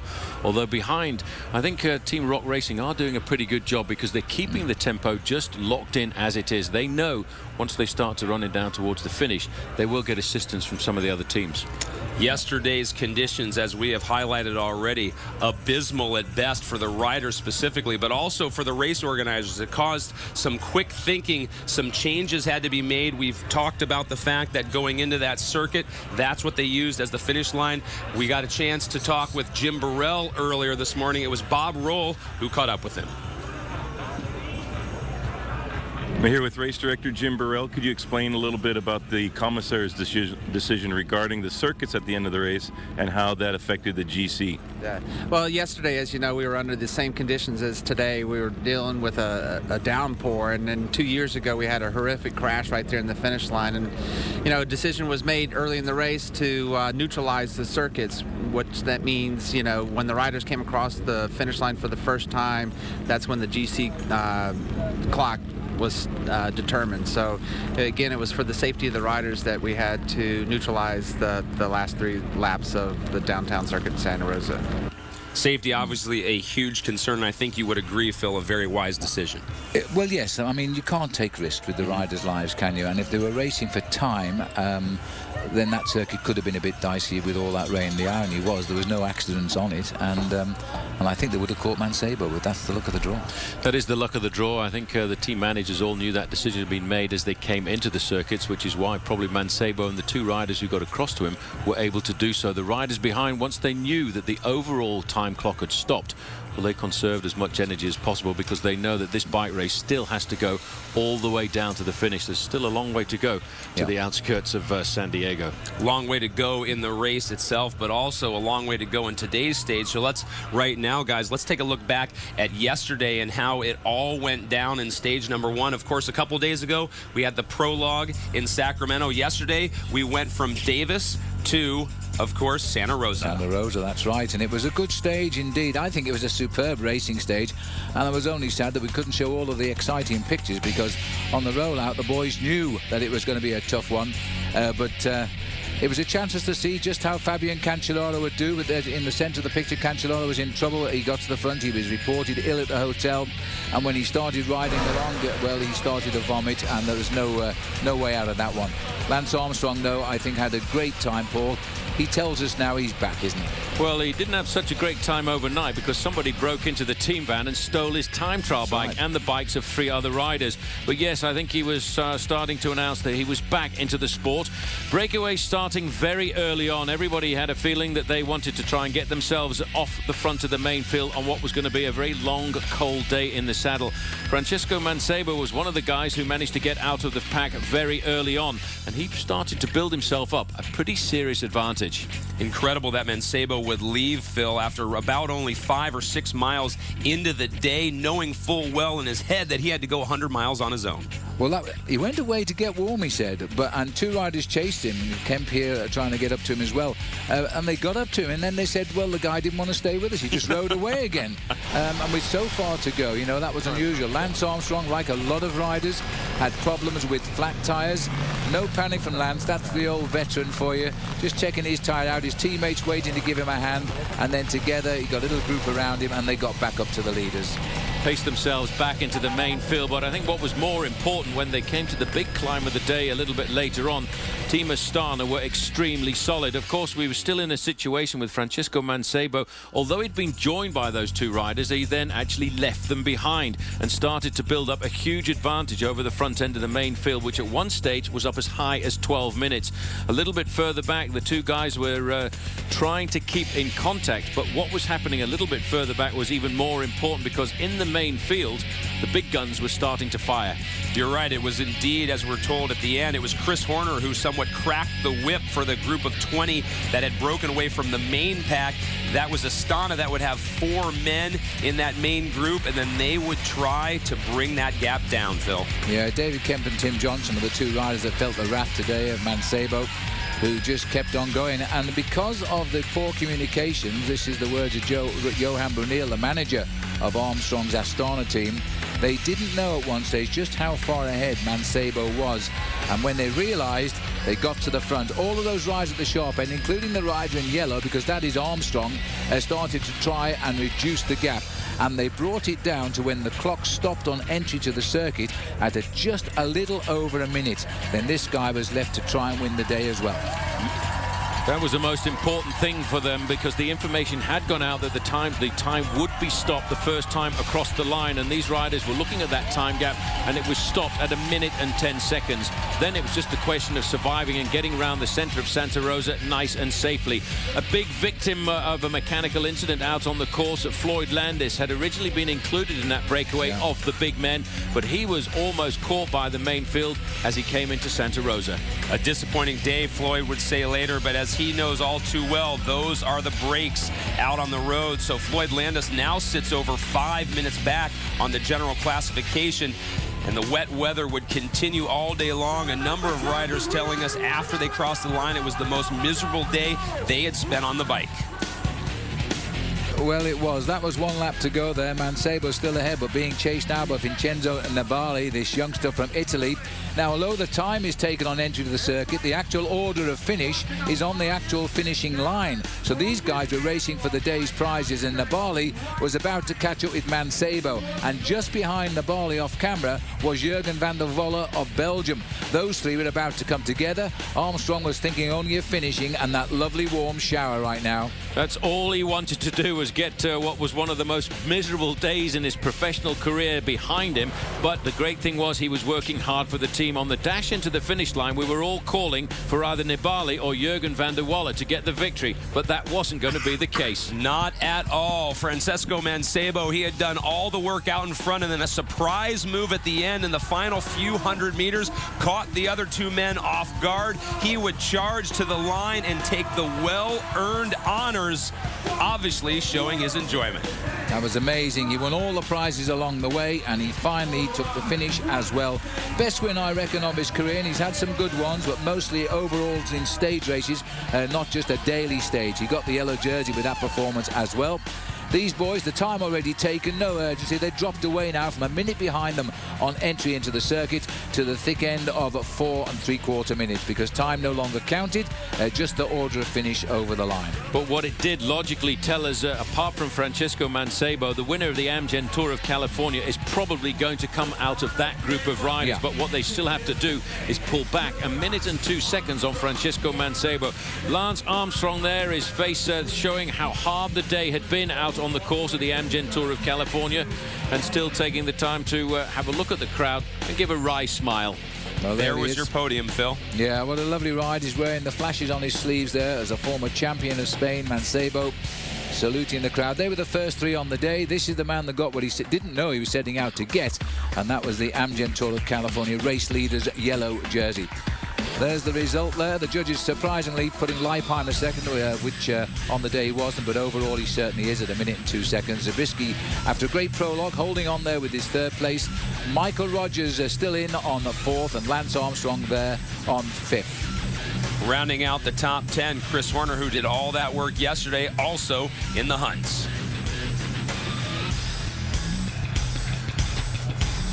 Well, that is what happened in stage number 1 yesterday. The weather actually seems to be cooperating a bit more today. The sun trying to peek its head through these clouds here in Santa Cruz. Out on the road, the riders almost halfway through today's stage. It was a very, very early start for the riders. At 8:30 a.m., they left the coastal town in Marin County of Sausalito.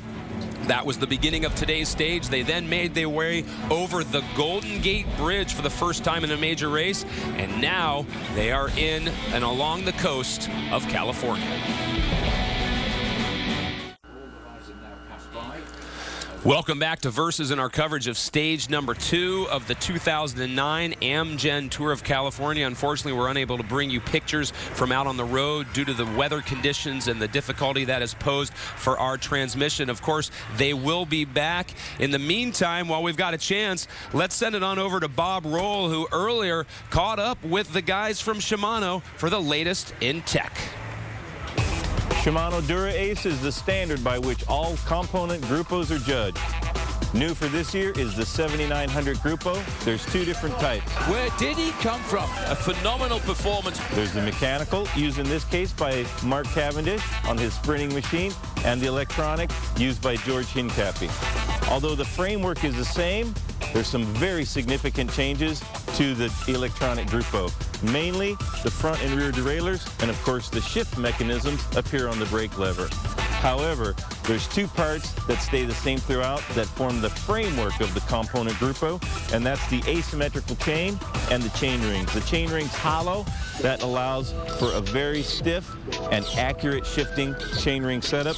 Of course, the components that allow the electronic Gruppo to work are the rear derailleur, the front derailleur, the battery pack, and the shift levers. It's all done right here by a touch of these 2 buttons on the cassette and these 2 buttons on the chain ring. The main advantage, especially on a climb, is going from the small ring to the big ring, and you can do that with the electronic Gruppo under full power without hesitating for a moment. That allows you an advantage going over the top of each climb, get it in that big chain ring, and start flying down the descent. Columbia High Road and a number of other teams around the world set up in style, compliments of Shimano. Thanks for Bob Roll to bringing us that information. And as he said, that shifting speed saves you milliseconds as well as power out on the road. A lot of power being transferred into the hill at the moment. Tonitas Creek Road, what they just went over, that Category 2 mountaintop. We're now being told the gap right around 4 minutes again. That was a 6.2 mile climb that the riders have just completed. We are going to bring you pictures as soon as we can from this stage number 2. Everything was going great early on when we had the riders crossing over the Golden Gate Bridge, and it will be the same again as they go over one more climb later on in the stage, and then they will descend into the streets of Santa Cruz.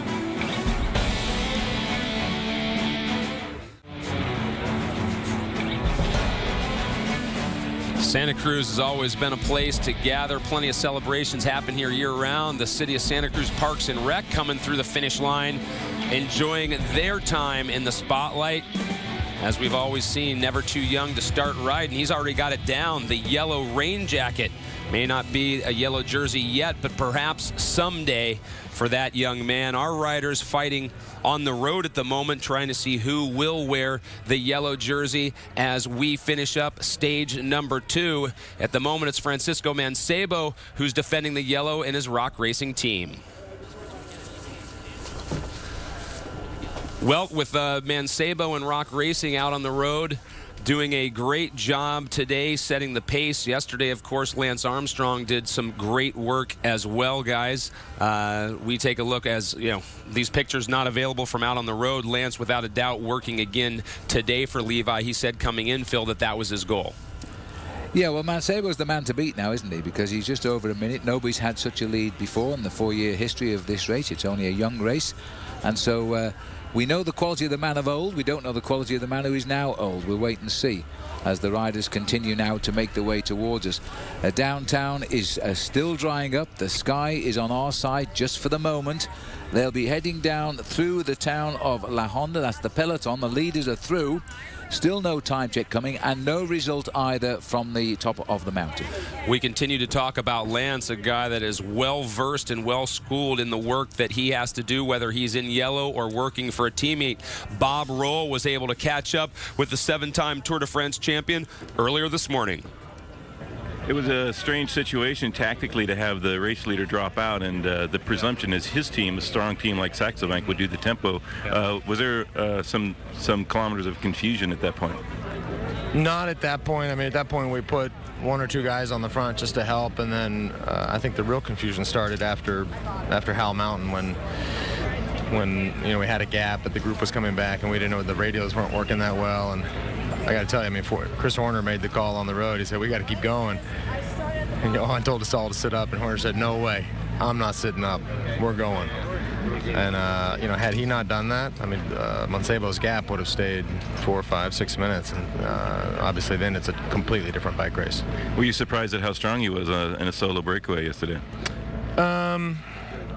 Yeah, I mean, it's long days like that. I mean, he wanted to attack just to stay warm. So once you get 10 minutes, then you say to yourself, to see how long I can hang out here. And we were going very hard, and I brought it down a little bit, but didn't get it all the way back. And good for him. It was better him than me. You can change your tactics a little bit to from a defensive role to an attacking role now, it seems like. Well, I think today's hard. I mean, you have these 2 climbs, especially the one at the end, and Levi knows it well and is focused on that. And you see the weather again. It's going to be the same stuff where guys get to the final climbs, can't feel their hands, can't feel their feet. Ask yourself, how bad do I want to do this? And but you know what? I mean, if yesterday half the guys on the start line didn't want to be there, with these conditions on day 2, it's 75% of the guys say, let's go get a coffee instead. And so we're going to race hard and get Levi the win. All right, good luck. Thanks. A coffee, of course, something that they would definitely want and need after a day like that, Phil. Well, yes, and Lance Armstrong had to have asked himself there, just why am I still doing this? I know it's for a great cause, but it couldn't be a worse baptism of fire, that was. It was terrific. But I have to say that Lance lives to fight another day. He's very, very confident. And he's looking to me as though he is a man who himself could finish up in the top 3, as well as possibly help Levi Leipheimer do it. Well, what I took from that, Paul, as well, was Lance's frankness, so to speak, about how Johan had said to do one thing, but Horner said, no way, I know what's going on, and I'm not going to listen to you. Well, that's an important thing. Phil, there's always a man who complains about the race radios, but sometimes out on the race route, the riders actually do make the calls themselves if they completely and utterly disagree. At last, somebody who's not a robot. Managers. I'm so happy. How much, though, in all seriousness, how much would that have changed the complexion of the race, as Lance alluded to, if Mancebo had stayed 4 or 5 minutes out in front, Phil? Well, it would have been over. It would have been game finished. 5 minutes to Mancebo. No, they wouldn't get that back. A minute, I think they've got a very realistic chance, and I think they'll do it. Well, either Astana or someone else will do it. Maybe Team Columbia with Michael Rogers, for example. But no, the race is not started now. But 5 minutes, it was over. Well, many guys, including yourself, Paul, have said, not just riders but commentators, that it really will go down to Solvang and that time trial there.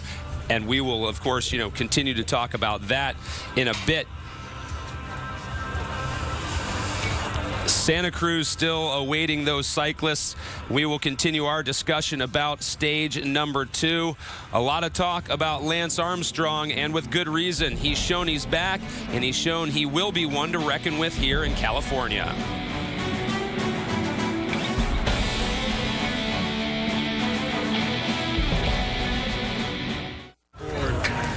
We welcome you back. This is Santa Cruz, California. This is the finishing town for the stage number 2 that started in Sausalito earlier this morning. Earlier this morning, we were on the Golden Gate Bridge, one of those structures that, Phil, wherever you are in the world, I think you know what the Golden Gate Bridge is. Everybody does. It's the first thing you see as the aircraft banks to make its approach into the international airport at San Francisco. And the riders today clear of the bridge by some kilometers now as they head down towards the finish in Santa Cruz. And, well, hopefully soon, Craig, we're going to see them shoot onto the Pacific Highway again. And I think we're going to see 10 riders clear. Hopefully soon we're going to also get some pictures from out on the road.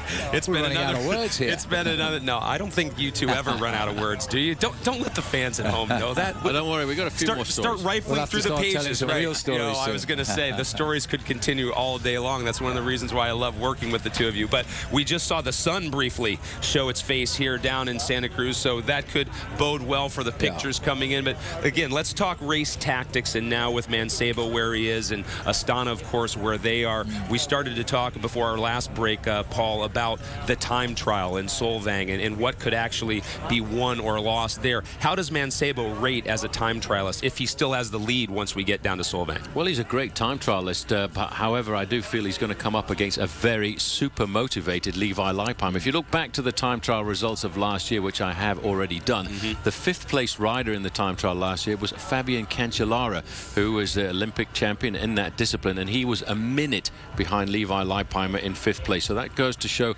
how Levi Leipheimer can ride a time trial in conditions like this. However, Mancebo will be super motivated because he'll have the leader's yellow jersey on his shoulders, but it's a long race down there to get to the finish, and I think Team Astana are actually quite happy to be where they are. They've got 4 guys in the top 15. And you just mentioned Levi Leipheimer, of course, the 2-time defending champion here at the Amgen Tour of California. He likes where he's sitting. Bob Roll caught up with him earlier this morning. Really chaotic day yesterday. Could you explain a little bit about the changing tactics out on the road? Yeah, it was confusing. A lot of teams didn't know what was going on, and the old redneck there, Chris Horner, he stepped up and he made a great call, and you know, the rest of us were a little bit confused, but he knew what was going on. He was astute, and we owe him a big thank you. And you know, it could have been a lot worse, but it sucks to give up a minute, that's for sure. Another really hard stage on paper today. A lot of climbing at the end and really bad weather. So maybe a chance to attack a little bit, because you guys have a different role now, not to defend, but maybe go on the offense. Yeah, definitely. You know, it's always hard to control, and this weather is making the race extremely tough. And I think today is going to be another big battle for sure. So we're looking to be aggressive and take every opportunity. All right, Levi, best of luck. Thank you. Good luck, Levi. All the guys, of course, talking about that toughness involved, Phil, but certainly you don't get to this level of professional bike racing, do you, if you're not tough enough to deal with this? No, you don't. And what struck me about Levi there is he's not depressed, is he, by the weather? Well, he should be used to it living down in Santa Rosa, but I mean, he's looking forward to the competition. And so this guy is so upbeat about this race. This is his big race of the year, you know, and he wants to win it for a 3rd time. Well, on a heavily stacked Astana team, Paul, I mean, this could almost be one of those few chances he has with everybody else on his team and the other goals that they have set for the season. Well, I think the important thing is, let's not forget that we are still playing a very serious chess game, and I think Levi Leipheimer's got a few pieces up his sleeve.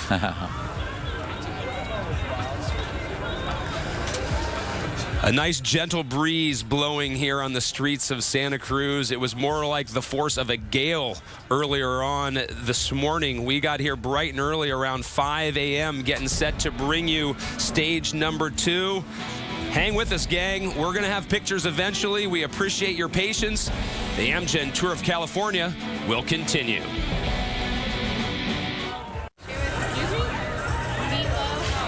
We welcome you back to our coverage on Versus of the Amgen Tour of California. The crowd beginning to thicken around the barricades. This is the finish area in Santa Cruz, California. You can see the clock ticking there. The riders have been on the road for over 2 hours and 43 minutes.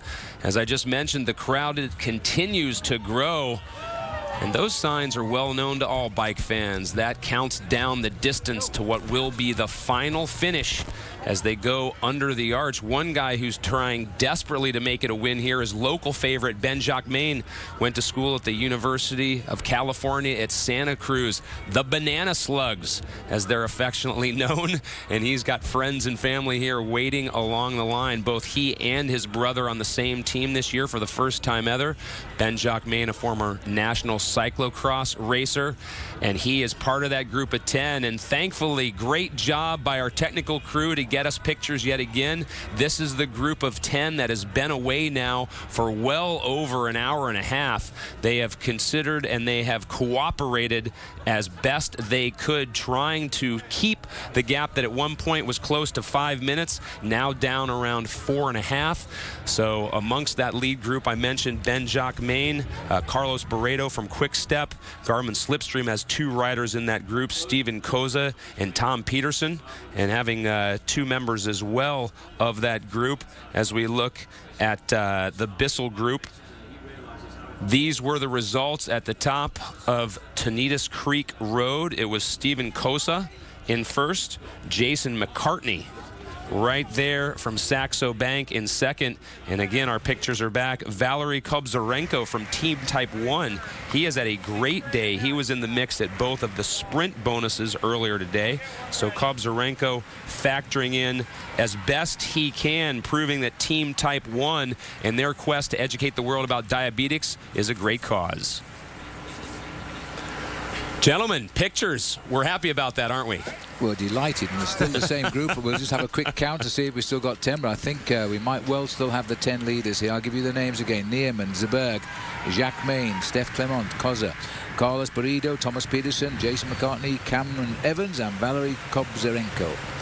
Well, a good move by these riders, and they're still holding on to a large chunk of their advantage. But I have to feel now they're starting to put a little bit of pressure onto not only Rock Racing, but the other teams in this bike race, like Team Saxo Bank, like Team Columbia High Road.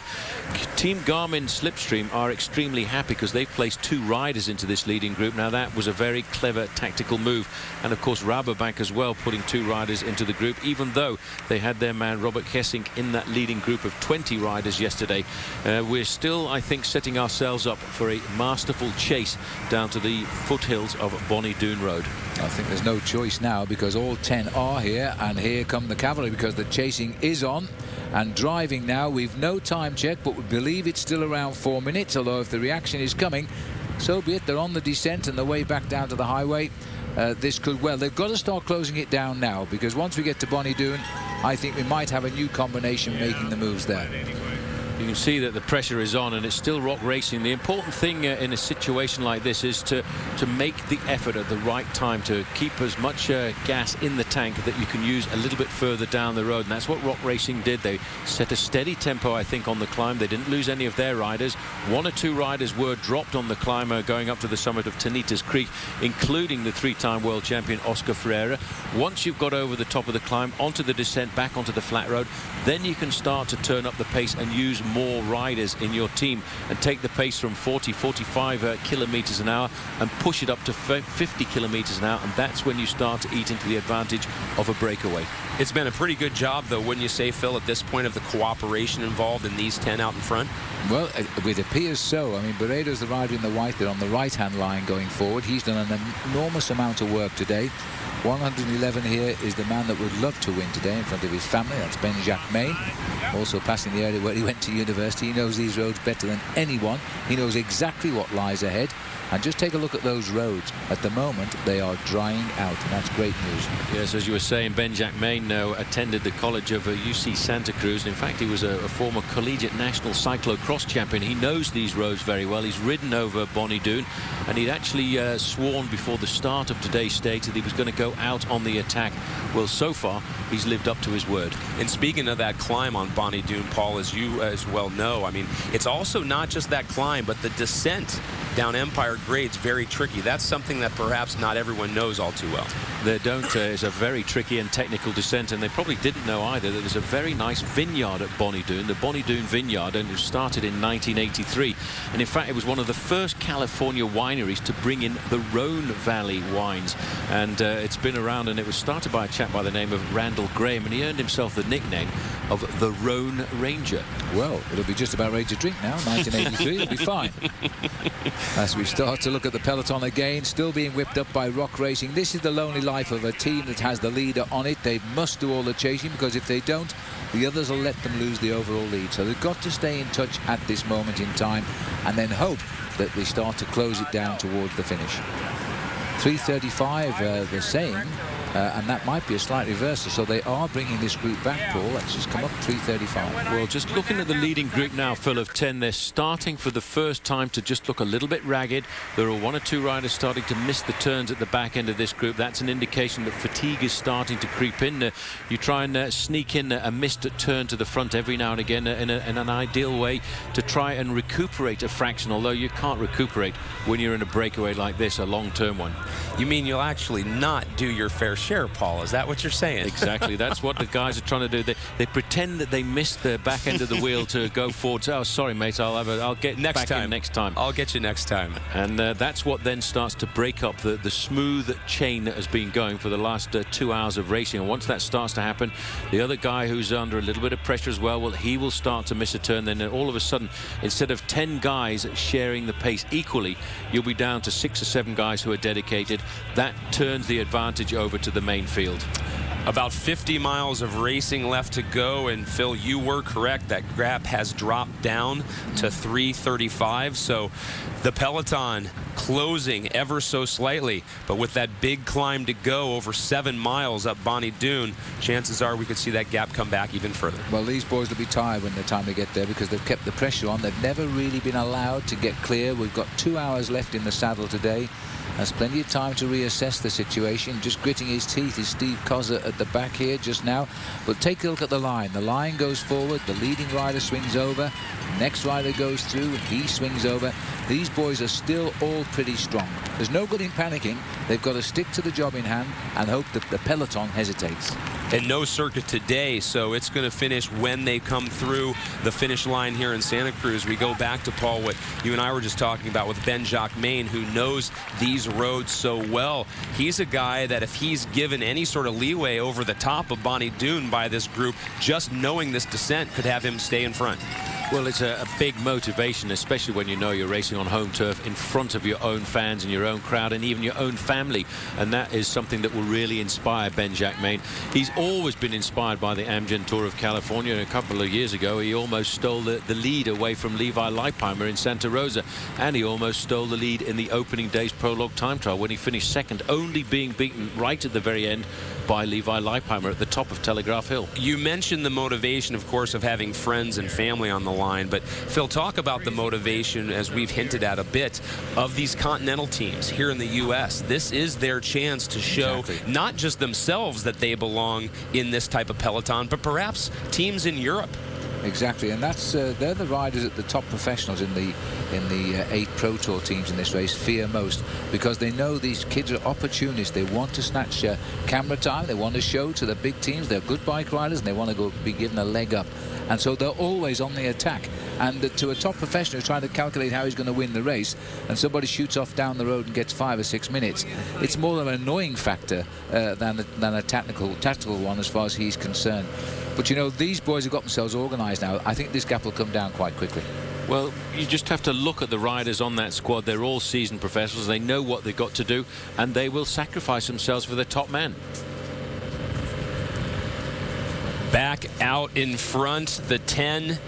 They are trying to keep that gap as large as possible. However, the men behind, led by Rock Racing, and in particular Tyler Hamilton, the U.S. National Road Champion, he's doing the work, driving his team to close the gap.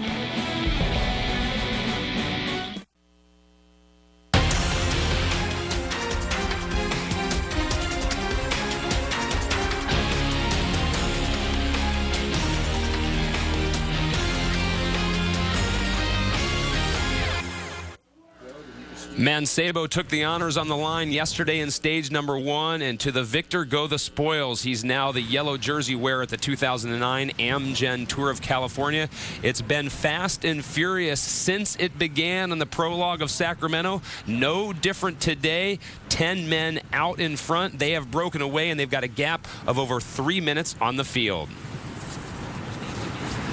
Back on the coastline, guys, and a chance for those crosswinds to wreak havoc against these riders. But, Phil, let's go over just who is, again, in this group of 10. Well, 10 riders, and if you're just joining our live coverage here, and we have now pictures back, here they are for you. Berida is the man who's been riding well on the climbs. He's the little fella in blue off to the right of our picture there. Grisha Nierman's the rider who started it, quickly joined by Stephen Koza, the American who was first over the Tunitas Creek Road just moments ago. Marcus Zaber, Ben Jacquemain, Steph Clement, Berida I've mentioned, Tom Peterson, Jason McCartney, Cameron Evans, and Valery Kobzarenko. Those are the riders who settled down nicely. Now, they've had a lead of about 4 minutes and 10 seconds. We're getting word it's now down to 3.5 minutes. And looking at the peloton here, they are now no longer shadow boxing. This is the chase back now. They are trying to get this down to a manageable gap before they start the climb of Bonnie Doon. Tactically, I think what they'll be looking to do would be, before they get to Bonnie Doon, would be to reduce the gap from the 3.5 minutes that it stands at the moment down to about 1.5 or 2 minutes, because they know that the main field is going to go up that climb probably a minute faster than the leading group of 10 riders, and that's how they will calculate their chase and the effort that they will have to dispense over the next few kilometers or next hour of racing or so. But it's good to see Team Rock Racing assuming the mantle of the team that are leading this bike race. That's Jason McCartney coming back, it looks like, to the team car. This again up at the front, the group of 10. But you said the word main, Paul. I'm going to do a little segue here with you, Phil, which is Ben Jacquemain. He actually is the closest on GC in this group, only 5 minutes and 5 seconds back. So he wants that gap to go up, because we could have a virtual leader on the road if it increases. Oh, fairy tales all done, wasn't it? With the family down at the finishing line in Santa Cruz, his hometown. He's going well because he went over the top of the climb, the big climb of the day, in 5th place, Ben Jacquemain. And he's gambled here on making an early move and hoping it survives. And if it doesn't survive, he's going to have a hard fight when the peloton do catch up. Koza here on the left, number 32. He was first over the top of the climb at Tunitas Creek Road, and Jason McCartney was in 2nd place. So the American riders are riding well in this breakaway, but they're excited. And they want to ride well. They've probably also got the weather forecast, and rain is coming. I think I saw blue sky, though, out there over the rider's shoulders. It's coming and going, isn't it? That's the trouble. But it's not heavy at the moment. This is perfect cycling weather, I have to say. Another look at Carlos Barreto from Quick Step. He's at only 5 minutes and 10 seconds down, sitting in 33rd at the moment on GC. And these inclines, you hinted at it earlier, Phil, it makes it tough, doesn't it? You can't just sit in your seat and get into that one rhythm, can you? No, and you see, there's only 5 seconds separating Barreto from Ben Jacquemain, so whoever finished ahead of each other down at the Santa Cruz would get the yellow jersey. So there's plenty of spoilers around. Blue sky. Are you watching in colour, Paul? That's blue sky. Nice to see, finally, just a little bit of water still on the camera lens out there. Looking at the way these guys are pedaling, they're starting to show the signs of weakness of a long breakaway, and the signs of pain starting to smooth into their pedaling action. A little bit. It looks as if there may well be a slight mechanical problem for Steve Koza here. He's got the team car up alongside him. He's explaining something, I think, or is he saying my legs are gone? Because that breakaway, he's going to have to sprint back, or is he dropping away? This might be the end of the road for Steve Koza today. He made a big effort up the climb there. We switched back to the peloton, still in the charge totally of the men in black and white. Rock Racing came into the sport last year. They've had a stage win and got the leader on the race this year so far. There's the reason, and it's going to have to be a change of bikes. Now, Paul, I can't see him getting back from this. This is a little bit of that's unlucky. Lack of professionalism here. He waited a little bit too long. He should have stayed in contact with the group, talked to the team manager and the mechanic. The mechanic would then have had plenty of time to get himself organized to make a quick bike change. This has been a very slow bike change. although looking over his shoulder, he's looking to see if the team car's coming back up to him, but he will have a hard ride now to make contact with that group, because he probably lost himself there close to 40 seconds. Yeah, I think he might have had a cable snap there and he couldn't do much about it. I'll defend him anyway. But with the rider adjusting his bike there, was he a spectator or somebody from the breakaway? I believe it was someone from the breakaway, as Paul likes to call it, a different type of brake needed on the road there. Right. Confident, perhaps. Then talk about timing, not necessarily the time that. There he goes. You got to go. Yep. Time for Koza to get back in there. I mean, the judges will turn a blind eye to just so much. If you've had a mechanical, if of course it's your legs that you have a problem with, then they will be on you straight away for coming in behind the car. But if you've had a mechanical problem, they tend to look over at the Pacific Ocean occasionally.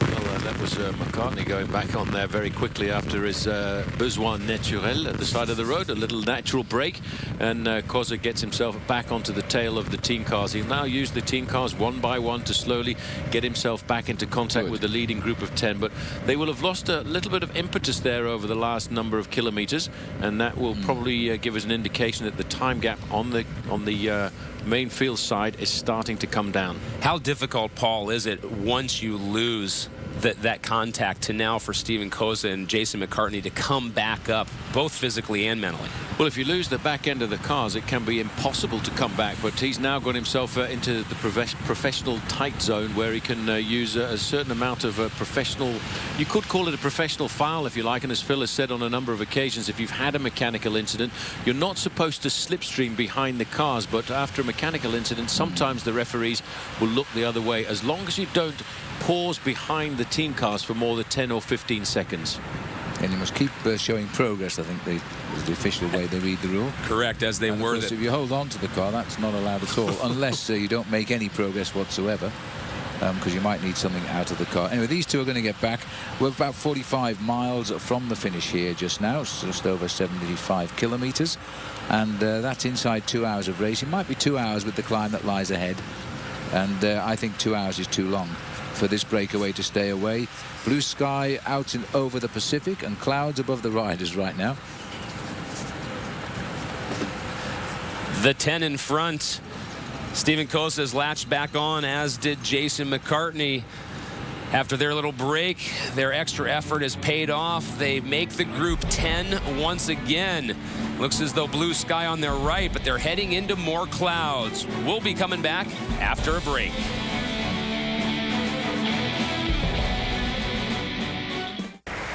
The riders have been along the Pacific Coast Highway almost all day long. That is a great sign, at least for the moment. It seemed as though the sun was going to come back, but the rain has returned. A group of 10 been out in front since almost the second the neutral zone ended, after they had crossed over the Golden Gate Bridge and entered the streets of San Francisco. This group of 10, including Jason McCartney from Saxo Bank, Steven Koza and Tom Peterson from Garmin Slipstream, Carlos Barreto, as we just showed, from Quickstep, and many others, including the local favorite Ben-Jacques Maine from Bissell Pro Cycling Team. He's only 5 minutes and 5 seconds back on GC. Over 3 hours in the saddle, guys. The general classification, a chance that it could all change by the end of the day. How much longer, Phil, do you think this is going to take for these guys to complete this route? Well, at the moment in time, it had changed earlier, but really now it's all back as the status quo. They haven't gained enough time now to alter the front runners at the moment, and Mancebo will know this, and so will his team. They've brought them into a manageable distance. We'll get to the shadow boxing stage soon now, because the other teams who want to get over Mancebo have also got to remember they've got to get to the front of the race. So they might find some strange allies coming to that chase shortly. I think they'll find allies in the shape of Team Saxo Bank and Team High Road and Team Astana when we come up to the approach of the Bonnie Doon Road, because of the nature of the climb. A lot of riders will want to start that climb in the top 15-20 places.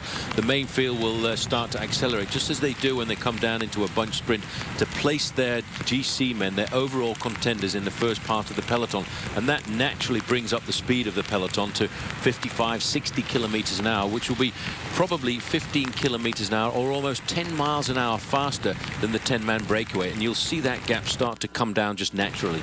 Phil mentioned shadowboxing, Paul, but it's also a game of cat and mouse, isn't it? Because as you mentioned, with that speed increase, that takes wattage, that takes effort. So one team, as you hinted at a little bit off the lead group, they might miss a turn at the front. Well, you can't miss a turn if you need to drive the peloton, can you? You certainly can't. But when you've got the leader on your squad, you've got it psychologically prepared in your mind that you're going to hurt. The body's going to hurt. You're going to produce that wattage. You're going to produce that speed to do the job of work for your man, who you've got confidence in, and you know he's going to take over the mantle of responsibility when you come to the climb. And actually, Rock Racing are doing a pretty good job right now, because from the 4 minutes and 15 seconds that the time gap crept up to, it's now just gone inside of 3 minutes for the first time. It's down to 2 minutes and 55 seconds. So they're doing the job that they need to. Yes, and the peloton's also reached the raindrops again as well now, but then they're only spread over just 3 minutes on the highway. They've got to be careful now, because you know the road better than I, Craig, but down to 2 minutes, they're going to see each other, aren't they? Well, let's go back. Well, you're right. It's going to come up very close once they start that climb.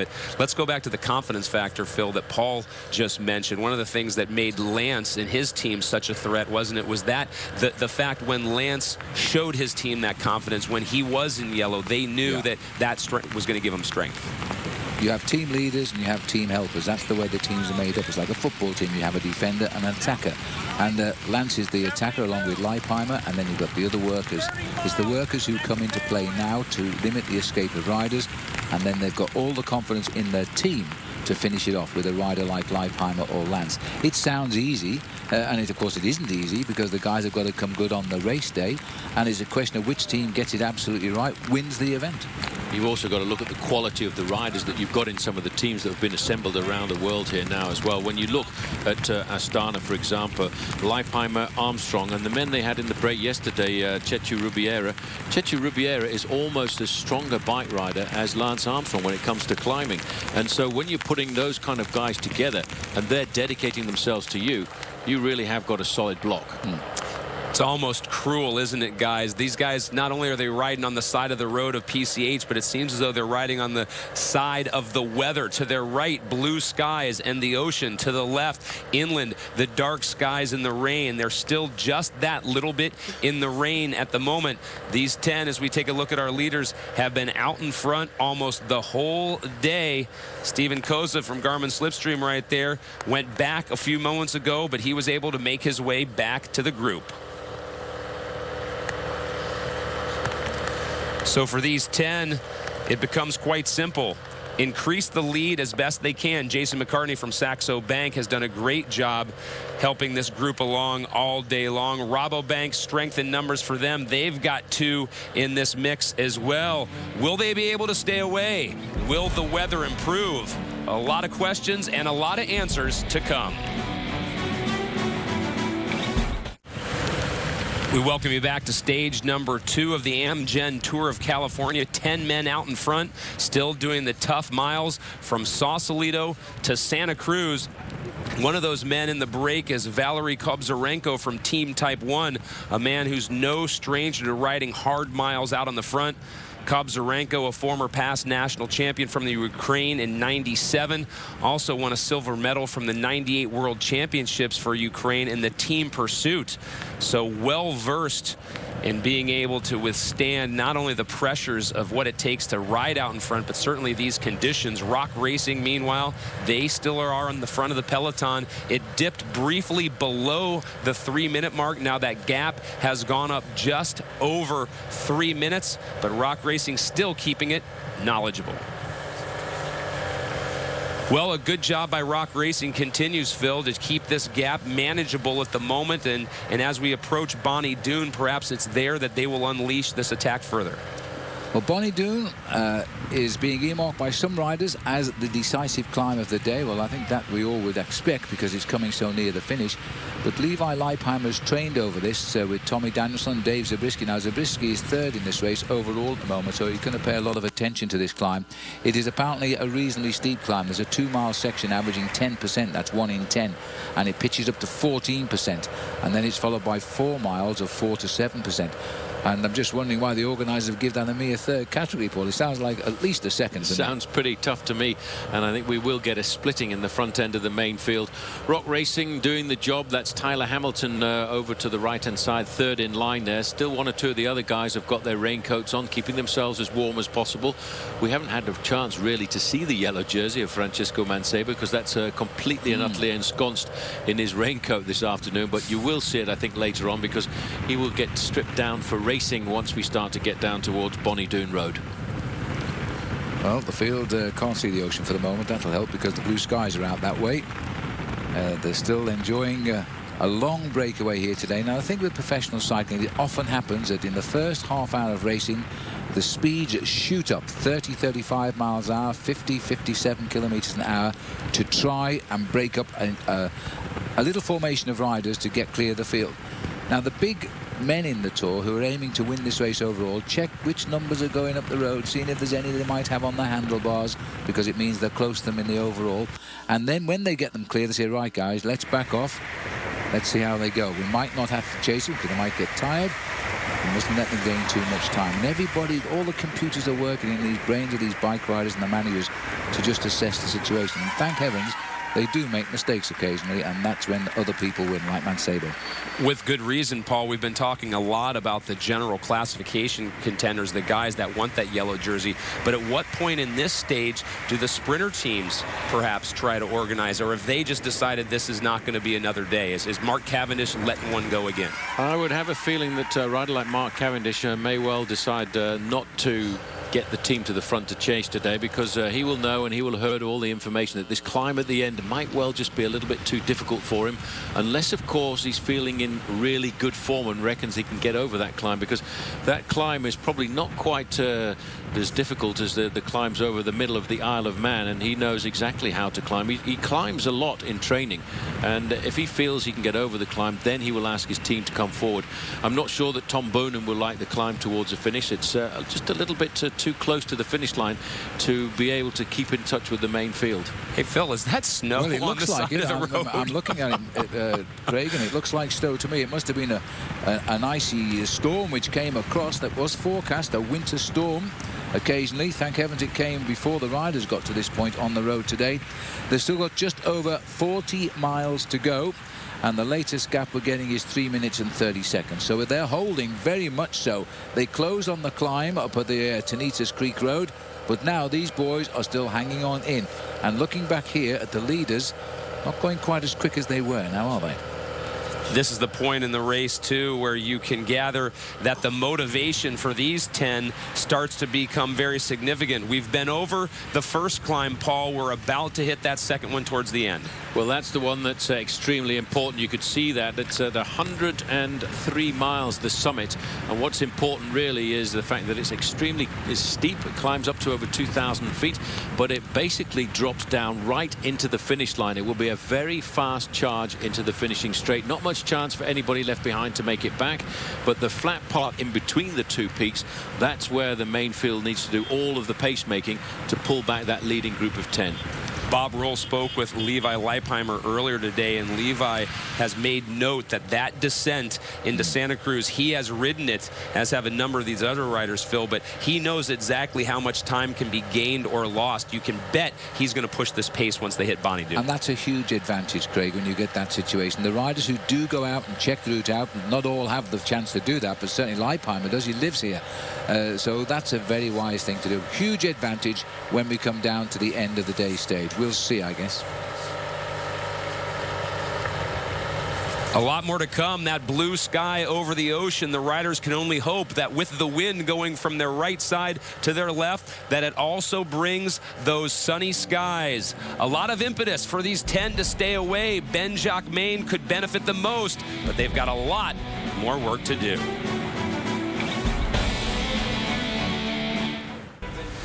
Looking at these pictures, you might think we were on the coast of Normandy with the lighthouse in the background, but no, these are the California coast, making our way from north to south. San Francisco behind them.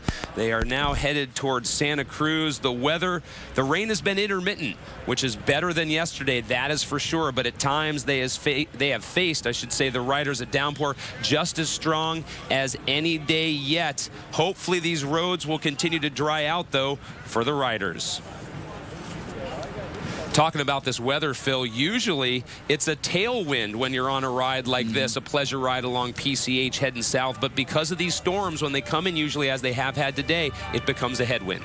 Yes, and that's a huge disadvantage for a breakaway of 10 riders, even though it's a good number to go clear with. 1 or 2 riders would have struggled today, but there are 10, and and a number of teams represented, which is also good. But they're not working as fluidly as they were earlier. There's Barredo's done his little bit at the front, and now this is Steph Clement who's coming through. They're driving on. They haven't lost the sort of drive just yet. But the others at the back, we're seeing a lot of riders not bothering to come through now. They're starting to get disillusioned, I think, because they've never really broken the back of the main field. The gap has remained pretty much a status quo for an awful long time on today's stage. It's gone up to a maximum of 4. It's come back down to 2.5, drifted back up to 3. But really, the two groups are doing almost identical speeds. And these guys, as professional bike riders, know that once we start to sniff a victory in the main field behind, they'll start to pick up the pacemaking. Is that the small difference, Phil, between the Continental teams, perhaps, and the Pro Tour teams? I mean, the guys that you were mentioning, although we do see Ben Jacquemain from Bissell go by there, but it has been Quick Step, it has been Rabobank, it has been Saxo Bank, who are not shirking their duty and staying off in front. Well, we're hearing, as you're speaking there, Craig, that the gap has shot up to just 4 minutes again, 3 minutes 58. Now, we can only take the information we received from the race. There were complaints yesterday. Let's not forget that the times weren't that accurate. We had 3 minutes when clearly they had only 1. But nearly 4 minutes. They don't look like a group that's gaining 4 minutes, do you, Paul? No, to me, I would say that they're, well, we'll just have to wait and see until we get a positive time check. Right now, the guys at the breakaway and the main field are almost halfway between the two big peaks of the day, the climb of Tonitas Creek and the climb of Bonnie Doon. So the peloton have got themselves around about 20 miles or 30 kilometers to get themselves organized to eat into the advantage of the 10 leaders. But if you just look at the way the 10 leaders are working right now, Phil, I would have to say they are looking a little bit disorganized and ragged. Yeah, McCartney in black there's allowed a wheel to open, you see, as he closes it down. The other boy sitting at the back here, number 111, is Ben Jacquemain. He would love to be in at the kill at the finish today with his folks being down there. But there's not the same fluidity now, and too much pressure being put on 1 or 2 of the riders, and they'll get tired soon or fed up or annoyed. Then the harmony falls out the group. Well, speaking of that, Phil, where does the responsibility fall? Who will be the one out of these 10 that eventually either cracks the whip or just goes off on his own? Well, goes off on his own because it was too late to crack the whip. If you're feeling good, it'd be time to go. But the trouble is the terrain on the road right now doesn't lend itself to an attack. So there's no point, even if you're feeling really strong, to race off down the road. You've got to wait for a climb to break away and get rid of the people who are not doing any work. Here comes Ben Jacquemain's team car. Give him a bit of advice. Tell him that, what will he tell him, Paul? You can win this. Well, I think he will start to encourage him quite a bit. And, of course, he's the guy who will be completely psyched up on a stage like this because he knows this area, he knows the roads. I think if we're starting to look to a guy who will whip up and try and crack anybody in this group, I think it's going to be Carlos Barredo if these guys survive until they get to the climb. And he will be very quickly joined, I reckon, by that man there wearing number 15, because Jason McCartney is a guy who's always in form at the start of the year and always in pretty good form when it comes to this bike race, the Amgen Tour of California. And the man who will try and follow them, of course, will be the man wearing number 111. That's Ben Jacquemain, because he is the hyper-motivated bike rider in this group today. Race radio now telling us, Phil, that the gap is indeed at 4 minutes and 7 seconds. So I would trust your two opinions on how a rider looks on the road. But even though it looks as though they're going casually, they are increasing the gap on the peloton. I think I'll come back for the sprint finish. I reckon that I can't believe they'll stay away, but if it's going up at this stage, it's not unusual, though, Paul, is it? They had the challenge of the climb. The boys kept tempo in the peloton. They reduced the gap. If you get a long, flat road between two major hills, the peloton tend to shut down again. The gap does stretch. But then we'll see on the climb just whether they're coming back or not. I think what we're probably experiencing here is the lull before the storm, because what's going to happen, they've kept these guys pretty much pegged all of the time for the last 2.5 hours of racing, and they know when they want to make their effort, and they will make it at the right time. If it indeed is the calm before the storm, the tempest is sure to hit hard. The peloton, whether they are being cagey or in fact calculated it perfectly, that remains to be seen out on the road as we take a look at Cameron Evans from the Ouch presented by Maxxis team. He's representing his team in the break. A lot of others have a chance if they play their cards right.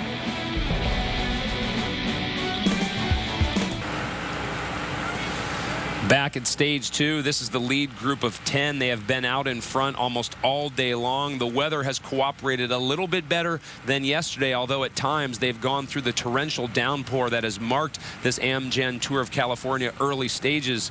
The 10 in front include Carlos Barreto from Quick Step and the local favorite Ben-Jacques Maine from Bissell Pro Cycling Squad. Ben-Jacques Maine only 5 minutes and 5 seconds down on the GC, the general classification, and at this point that 5 minutes and 5 seconds is a big number. We talk about the 5 minutes and 5 seconds, Phil, that Ben-Jacques Maine is down on GC, and we are now getting word that the gap is now up to over 5 minutes.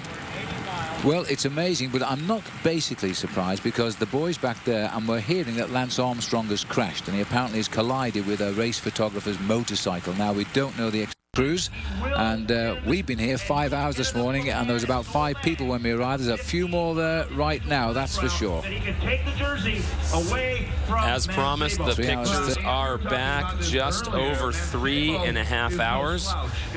We've got about an hour and a half to go to the finish line, and for these 10, it's not a moment too soon. You can see the echelons forming. That means a heavy wind coming off the right towards the left, their right shoulder blowing in off of the ocean. We've still got the climb up Bonnie Doon Road to go, and that is the tough climb we've been talking about, over 7 miles in length. It's going to be a big deal as to what the gap actually is before they get, and how well the peloton is working behind them. Well, for these 10, they've got to get it configured and figure out a way to keep working together. Craig, we are getting word at the moment of a massive pileup of some 50 riders now in the peloton, which is indicating why that gap is going out, because it's totally disrupted in the chase. You see, you're never sure, are you? And actually the computer, as we speak, is correcting it to 15 riders now. That's better than 50, I suppose. And I suspect that Lance Armstrong must have been involved in that. They're saying one of the riders has hit a parked car. Both crashes have occurred on flat stretches of road, which is rather sad. And unexpected crashes like that usually result, sadly, in injury. And that would explain why all of a sudden from 3 minutes to 5 minutes is the gap that the main field has had over this group of 10 riders. You never can predict what's going to happen in a bike race. There are bike races out on the open road. It's not in an autodrome. It's not in a stadium. It's on the open road, and you never know what is out there and what's waiting for you around any corner.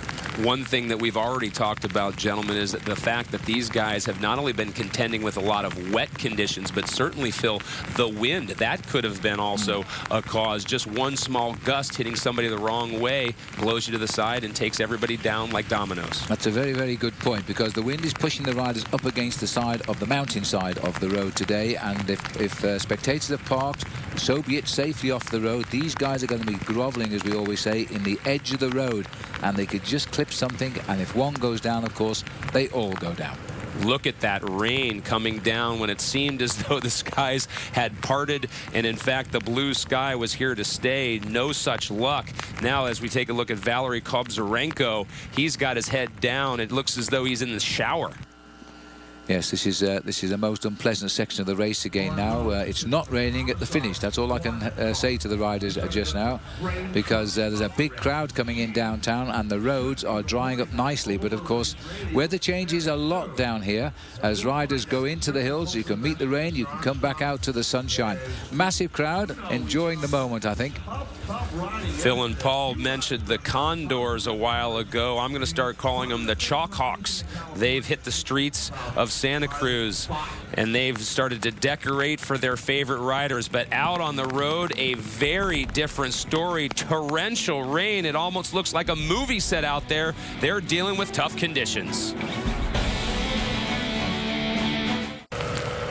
Rock Racing still at the front of the peloton. The gap now up to 4:31, or I should say down from over 5 minutes. But as Phil mentioned earlier, Lance Armstrong involved in a crash. He is back on a spare bike being paced back to by the peloton by his good friend Chechu Rubiera. In fact, there was a second crash that involved 15 other riders, including some riders from the Ouch team presented by Maxxis, as well as the Quick Step riders. So it has been a very difficult day out on the road, but it looks as though the peloton's back together. And with the peloton being back together now, Phil, chances are that gap will begin to come down yet again, and it's still Rock Racing driving it. Well, they don't seem to have been disrupted, actually, Rock Racing, by what's been going on behind. Armstrong has got back in, as I say, helped by Chechu Rubiera. And the 15 riders who fell seem to have, if they haven't rejoined, will do soon. They're probably in the following cars behind. Somebody, though, Paul. Was I dreaming then? Somebody take a flyer off the front? No, somebody moved across to the other side of the road, and I think the reason to do that was to try and open up what they call an echelon. One of the reasons why the crash might have happened is because Rock Racing are riding here on the very left-hand side of the road, and that doesn't give a lot of shelter to everybody else. And what you normally do in a situation like that is swing off to start a second long diagonal line, and that makes it a lot more safe. It makes it a lot more difficult as well. If you're not strong enough to hold that diagonal line at the front, then daylight opens between the diagonal lines, and before you know it, the strong men have gone up the road and the weaker men are thinking of the next day. That happens especially in races like the Tour of Spain, when they have long, straight, flat roads. But that rider, whoever he was, I can't see him now, so I don't know where he's gone. It takes a while, though, doesn't it, Paul, to learn those intricacies of how to put yourself at that angle. You're basically playing the wind, aren't you? You certainly are. You've got to learn, first of all, the technique of riding diagonally alongside a rider, but you've also got to make a name for yourself and make a space for yourself when you drop down that diagonal line. And if you show any sign of weakness, the other riders will completely and utterly close you out. So you've got to get into that line using your elbows and your shoulders, and when they know that you've got the nerve to do that, then they'll usually allow you into that gap. You have to earn your respect no matter what part of the peloton you are in. The gap still around 4.5 minutes. Rock Racing, however, looking very comfortable, and the other teams, Phil, looking very comfortable to let them continue to work. Well, we're swinging away from Highway 1 as we head up towards the climb of Bonnie Doon, and this is going to be crunch time for the peloton if they're going to bring this group back. It's hovering at a very dangerous time gap. 4 minutes 31. Ben-Jacques Main is 5 minutes and 5 seconds off the yellow jersey. His folks are waiting for him at the finish where he comes from in Santa Cruz. Every reason to let the Magnet play the full role today, but these boys are waiting really to try and organize something when they get onto this climb of Bonnie Doon, because they know that's their best chance. Swiss national champion here, Markus Zerberger. He's been a professional for an awful long time. At one time, he used to ride alongside his own teammate, Beat Zerberger, and they were two extremely good bike riders. He won the final stage of Paris-Nice a couple of years ago, and it was an incredibly good victory because he kept getting dropped all the time on the climbs. He would fight his way back into the group with courage, and then he beat them all in the sprint. That's a good bike rider for you. Well, we're saying that virtually all the riders now are back in the peloton here, and it looks as though Ben-Jacques Main wants his team car to come up. A little bit of advice. You might want confirmation of that time gap that we're giving you of around 4 minutes 31, because our computer's still stuck on 3:05. But that, in fairness, has been the way for the last 2 hours, so perhaps it's not working. You see Ben-Jacques Main there squeezing his gloves. These are thermal gloves, and you can see just how much water is coming out of those, but at least he's still got a smile on his face. He's enjoying it, I know. Well, as you guys talked about earlier, cyclocross, former national cyclocross champion. This guy knows a thing or two about riding in the elements. The local rider, Phil, as you have also mentioned. So I think he's been on 1 or 2 rainy rides before in his life. That's right. Cyclocross racing, by the way, if you're watching cycling for the first time, is the winter branch of cycling, and it's run over fields, usually up to your eyes and ears in mud, and if you can't ride your bike, you carry it. It's a tough man's sport, but at least you get used to the bad weather because it's often held in snow. They actually tried to get cyclocross into the Winter Olympic Games, but it didn't make much progress. Well, there's still talk about it, and I do know that Lance Armstrong, in fact, has done a number of cyclocross events over the last winter, and he did a lot of cyclocross events which actually helped him one time to ride across a field in the Tour de France when somebody crashed in front of him and he had to take a shortcut. Perhaps the directors, in order to give their team some motivation, telling them that just make it to Santa Cruz. The dry roads are there. The rain will not greet you. Ben Jacquemain right next to his team car at the moment, tucking down in that aerodynamic position. Speed limit says 55, and these guys at times will go over that on the descents. Certainly on 35 just now, maybe tickling 38 miles an hour. We're still on the coast road. I thought we'd made the turn, but in fact we haven't. We're still running down the coast towards the left turn. Now this looks like the California that I love. There's a shadow. Don't be fooled, guys. That's rain, not sweat on the camera lens, I regret to say. And just look at ahead there. If when they turn left off the Pacific Highway, I think we're going back into it. I must say the ocean looks fabulous today, though. There's the time gap of Ben Jacquemain, 5 minutes and 5 seconds, 26 in the race, but a gain of just a couple of minutes and he's right up amongst the leaderboard because there's a blanket across the riders here. Behind, of course, the overall leader, Francesco Mancebo, who won yesterday. Mentally a boost, perhaps, for the breakaway. The sun is on their shoulders. The dry roads await here in Santa Cruz. You saw the chalk on the streets. Those are their greetings. The fans want the riders, and soon enough, they'll be cheering them on.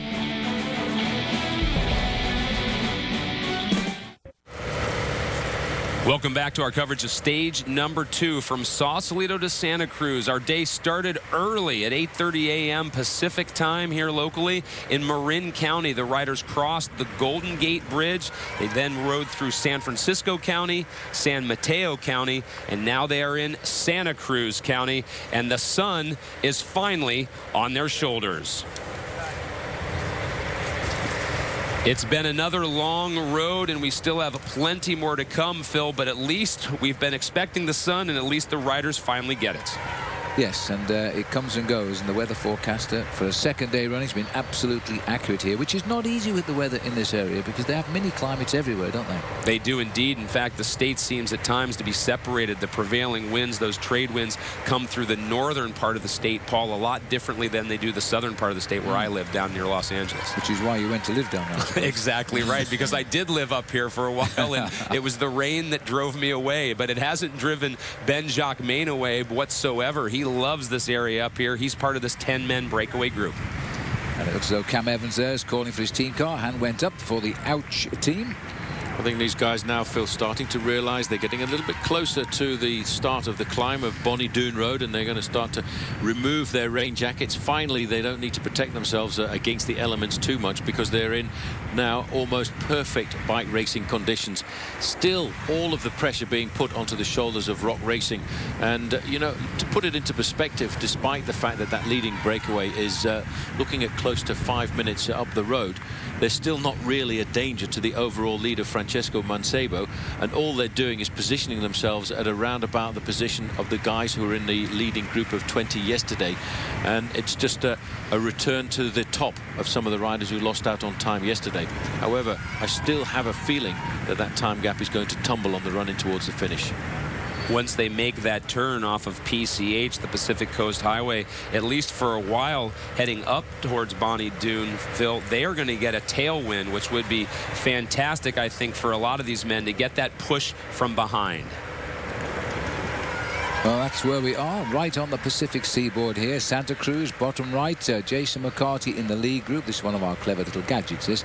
And Levi Leipheimer trapped about a mile and a half behind there.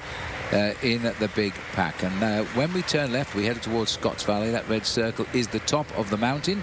Then we turn right, and that's pretty much all downhill to Santa Cruz. But you see what I mean? If you went straight on and didn't turn left, you'd make it a lot quicker into Santa Cruz. They would indeed. Who planned this route? I have no idea. I think that's probably 134 riders asking the same question right now. Well, you can bet that. Barreto now goes to the back of our breakaway group. Barreto from Quick Step. Many accolades, if you guys have noticed already. creeping up to 5 minutes. The magical time we're looking for is 5:05, and that would make rider 111 Ben Jacquemain the leader of the Tour, a virtual leader on the road, and that would make all the folks down the road very happy waiting for him. Now we're back to the race here. Now this looks as though we've got Lance Armstrong back here, and he's talking here with his team car. Now we know he's fallen off. We don't know any extent of injury, but we've managed to get to the back of the field with the cameras. We are told that everybody involved in the accident has rejoined. I would say that Lance in these pictures is okay. Yeah, he looks like he's pedaling quite smoothly. He's getting his gloves off. He's getting himself ready for the final part of the race. He's got a teammate just at the back end of the main field there, getting his raincoat off, and he will be getting himself, I think, in a short while ready to start the big ascent of Bonnie Doon Road. Yes, and this is the tricky bit. Now, no one at home should try this stunt. Levi.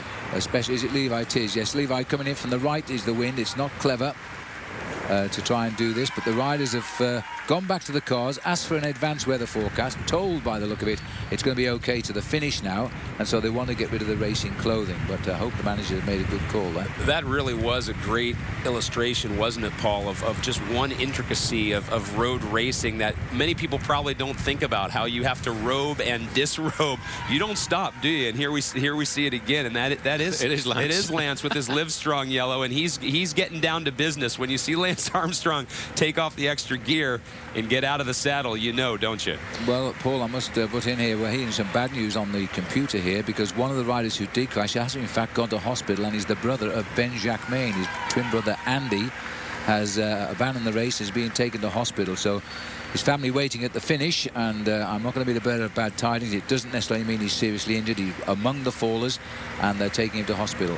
And that's all that we know at the moment. So not everybody did get back after that crash.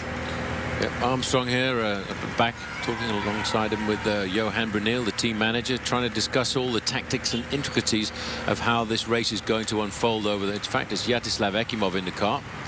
Johan Brunel is in the car, but he will be over to the right-hand side. He'll be doing his Twitter at the moment, updating everybody around the world how he's enjoying California's summer. Well, nearly summer, spring, early spring. Early spring, yeah. Exactly. Trying to close that door on winter as fast as possible. Well, he seems pretty relaxed here at the back end of the main field, yeah. Mr. Armstrong, as one of the riders just shooting by there is Oscar Sevilla, one of the riders from Rock Racing, who's obviously been back to the team car for a bit of a chat as well. They've had a hard day in the saddle, Rock Racing, keeping control of the front end of the main field this afternoon. So there we are, the yellow jersey of Livestrong on the shoulders of the man that won the Tour de France, and all those yellow jerseys. I think it's 84. The second most highest total of yellow jerseys in the Tour de France. Looks as though that Rock Racing is bringing the men back now to also strip down for the action. That was Enrique Gutierrez who's just dropped back. Paul, we've seen Oscar Sevilla. Maybe they're getting some help at the front there from other teams right now. Everybody's now getting themselves stripped down to serious racing conditions. They're getting rid of the flappy rain jackets. They're getting back into the aerodynamic jerseys, and of course making sure that they don't overheat, because I think everybody knows that this is going to be a bit of a showdown. I just heard a crackle of race radio there, and that was 4 minutes and 15 seconds. This is Carlos Barredo. And the man in the team car there alongside him is going to be David Bramati. Indeed, who himself was a great rider, now taking the seat of Director Sportif, sporting director of the squad here, Quickstep, which is a Belgian setup. And Barredo, now they're getting ready. They're now convinced the sun is out. We're now really in the golden state of California. We're all set to rock and roll down to Santa Cruz in glorious spring-like weather. Right, Craig? That's what we don't planned, sound too right? confident. No, well, they still have to turn off the coast. Remember, the coast has been good to them for parts of this ride. However, once they go into the hills, it hasn't been too fine. But as you guys mentioned, Carlos Barredo getting the necessary preparations in order before they do turn away. They'll have that tailwind, and perhaps the final pieces of the puzzle being put together so that someone takes a flyer. Barredo is getting himself ready to race. He's getting rid of everything that he doesn't need on the road to this afternoon. He's got rid of the long leg warmers. He's got rid of the arm warmers, the racing cape. He's the man who's going to use this climb, if he can, to try and leapfrog away to victory. This is the moment when they decided it's strip-off time, boys, and time to get down to the action. Well, they've given the front runners a big gap here. We're just on 5 minutes. The latest check was at 4:15. And just about everybody on the Tour of California in the peloton are now calling for their team cars to get rid of all of their clothing, which means they've all nailed down the last climb of the day is going to decide the stage. A little bit of a helping hand here for, is it Lance? Yeah. Still got his Livestrong yellow jersey on. And he's also getting himself ready for the big move a little bit later on. That's Johnny Welch in the team car of Garmin yeah. Slipstream. He's telling all of his guys now to get themselves stripped down and ready to go, because they all know how hard this climb is going to be. Yes, and the roads are nice and dry here now, which is wonderful, and there'll be a new impetus in the field now that they've enjoyed this. Riders, as always, throw off the clothing and get down to the business. Now, once we get to the top of Bonnie Doon, which is at 103 miles or 165 kilometers, they've got 13 miles still to run, which is about 22 kilometers down to the finish. And it's a good run down, very fast. So if they can break the elastic on the way up, I don't think there'll be too many riders catching up on the way down. And the big advantage, Phil, is that the roads are now starting to dry out, because if the roads off the summit of Bonnie Doon had been humid as they were a little bit earlier in the day, it would have been a fairly treacherous descent. Now I'll take it down a level just to be a technical descent. Okay, well, we'll watch on the way down. I hope we'll watch on the way down, but I would suspect now with the good pictures like this, we'll follow these riders through to the finish in Santa Cruz, which is not that far away now. About an hour and a bit racing left to go for these riders. The Ouch boys drop to the back now. They've decided to take off their racing capes as well. Everyone has taken their turn to disrobe, including the men out in front. And as pointed out earlier, it's Carlos Barredo who has left the most baggage in the team car. He's down to short sleeves. The leg warmers are off as well. The quick step rider, perhaps his attack coming up in just a little bit. They're about to make that left turn off of the coast and head up Bonnie Doon.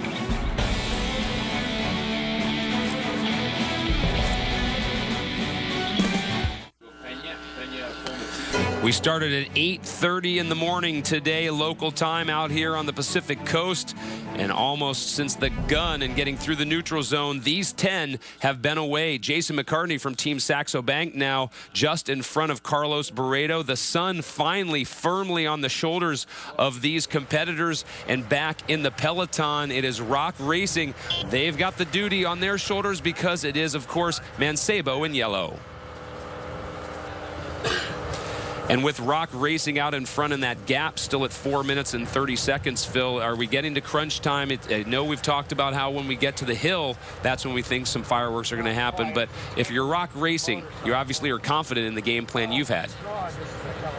They're going to have to be a little bit sharper here and not sell all their chances. Let's have a look at our locator. There's the latest information. Jason McCartney in the leading group of 10 is at 90.7 miles. Leipheimer, Armstrong, slightly behind, it's indicating here, but I suspect it's because he's been to the back or he's further down the peloton. That's quite right. And let's not forget, these are brought to us by GPS, those positions, just to give us an idea that Leipheimer was riding at the front end of the main field, Armstrong at the back, as we saw a few moments ago. This is the front end of the race, and these guys now are starting to get a little bit twitchy because they know what is in store. They know that very shortly and not too far up the road, they're going to take themselves a left-hand turn, and they're going to start the climb of Bonnie Doon, which actually climbs up to the highest spot of the race today, 2,150 feet. There's been a lot of chatting going on, hasn't there? Ben-Jacques Main and Jason McCartney chatting a bit ago, Phil. What do you think was discussed there? A bit of local knowledge imparted? Local knowledge, and I suspect that very soon, because just look at the impetus of this breakaway, it's looking pretty slow right now. There's some tired riders. I think we'll see an attack from that group very, very shortly now. This is back in the main field.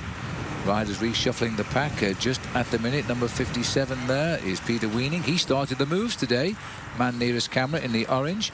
But his move didn't work. It was his teammates who got up front. There's Levi Leipheimer on the far side with the blue helmet. Still got his dark black racing cape on to keep himself nice and warm. And I would think shortly in the next few kilometers or so, he will be stripping himself of that and having one of the teammates drop back to the team car.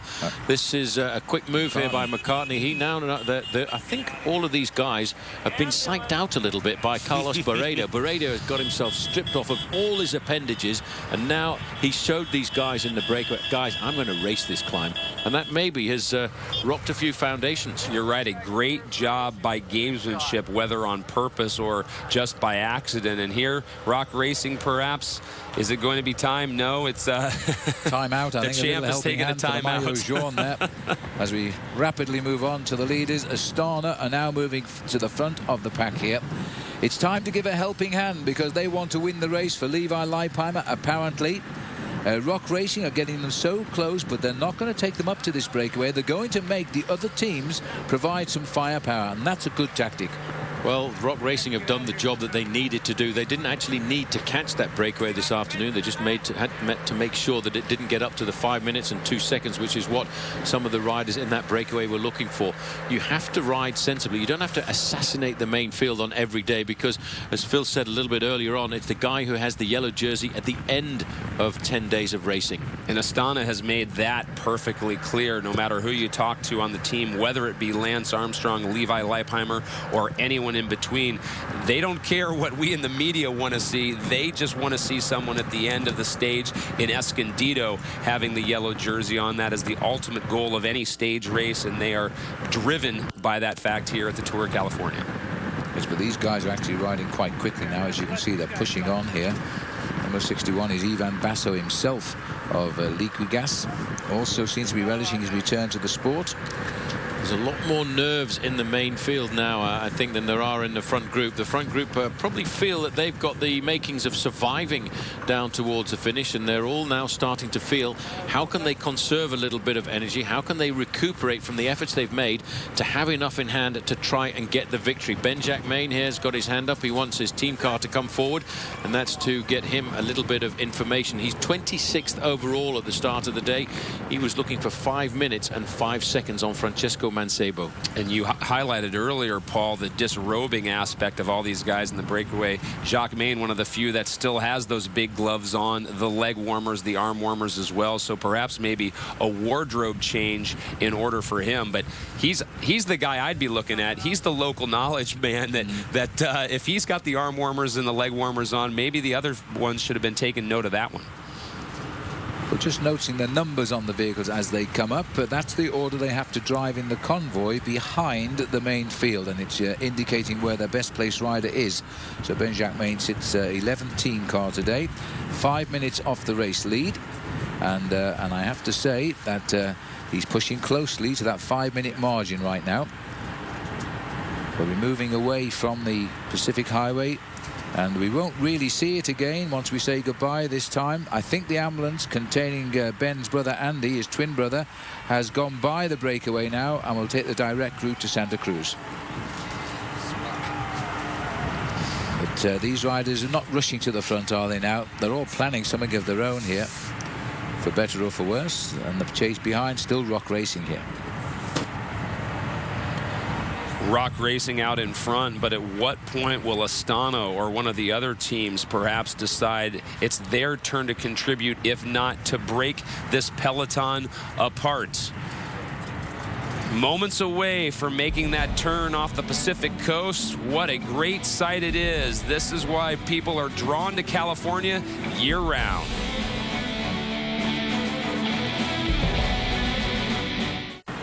Just about an hour left of racing here in stage number 2. They've been going at it for almost 4.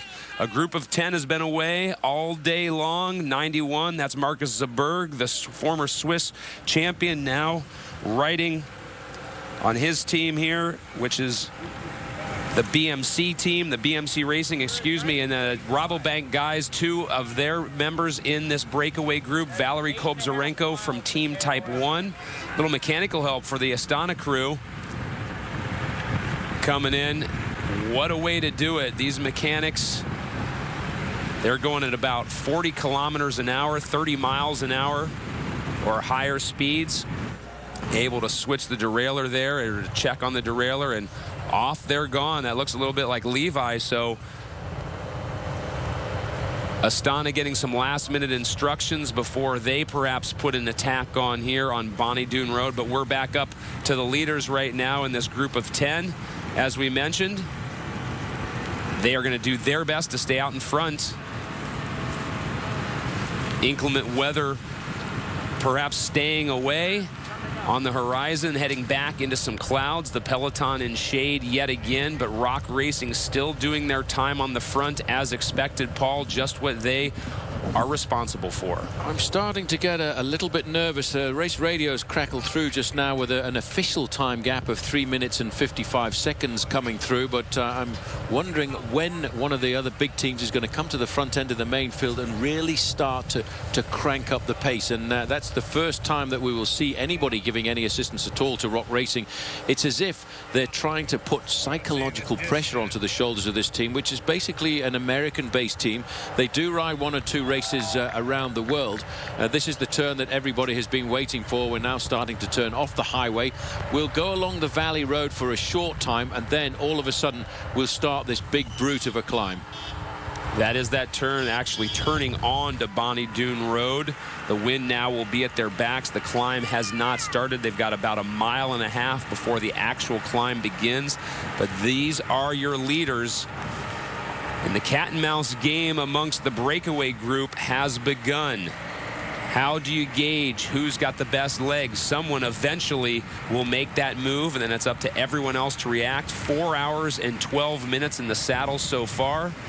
Well, watch out for the man in the blue and white jersey, the blue shorts of Team Quickstep, because Carlos Barredo was the first man really pretty much to throw down the gauntlet and show these riders just exactly what he was getting himself ready for. And everyone stripped themselves down to what is going to be a fiery ascent of this climb. But I'm sad to say for the riders that at the finish line, despite having had a very nice a blessing of sunshine for about an hour or so, the rain has once again started to come down. Well, it's been a great respite for the spectators, that is for sure, enjoying what Santa Cruz has to offer here. Another great shot of the Pacific Ocean to the right of the riders as they head south. This is the peloton still yet to make that turn onto Bonnie Doon Road that they're coming up on. They're about 4 minutes, as Paul was saying, about 4 minutes behind, and they'll stay so long to the coast, at least until they come back down to the ocean, where here we will wait for them with open arms in Santa Cruz. A lot of family and friends of these local continental teams here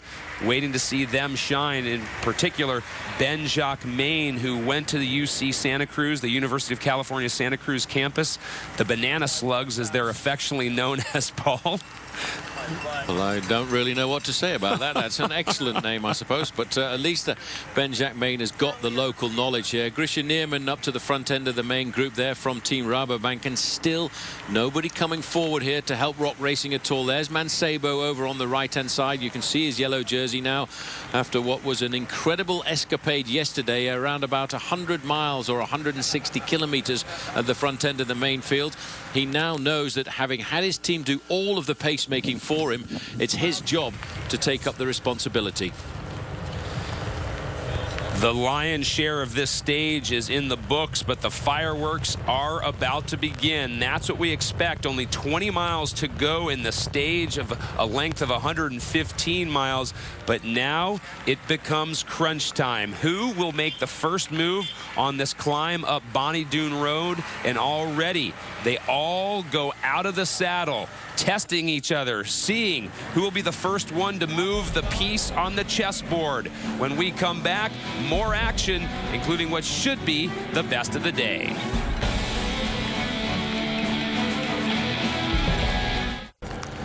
Just starting the climb on Bonnie Doon, as expected. We hinted at it earlier that these guys, once they got to this climb all day long, it was a matter of patience. But then now the chess game begins. Who is going to be the first one to make the move?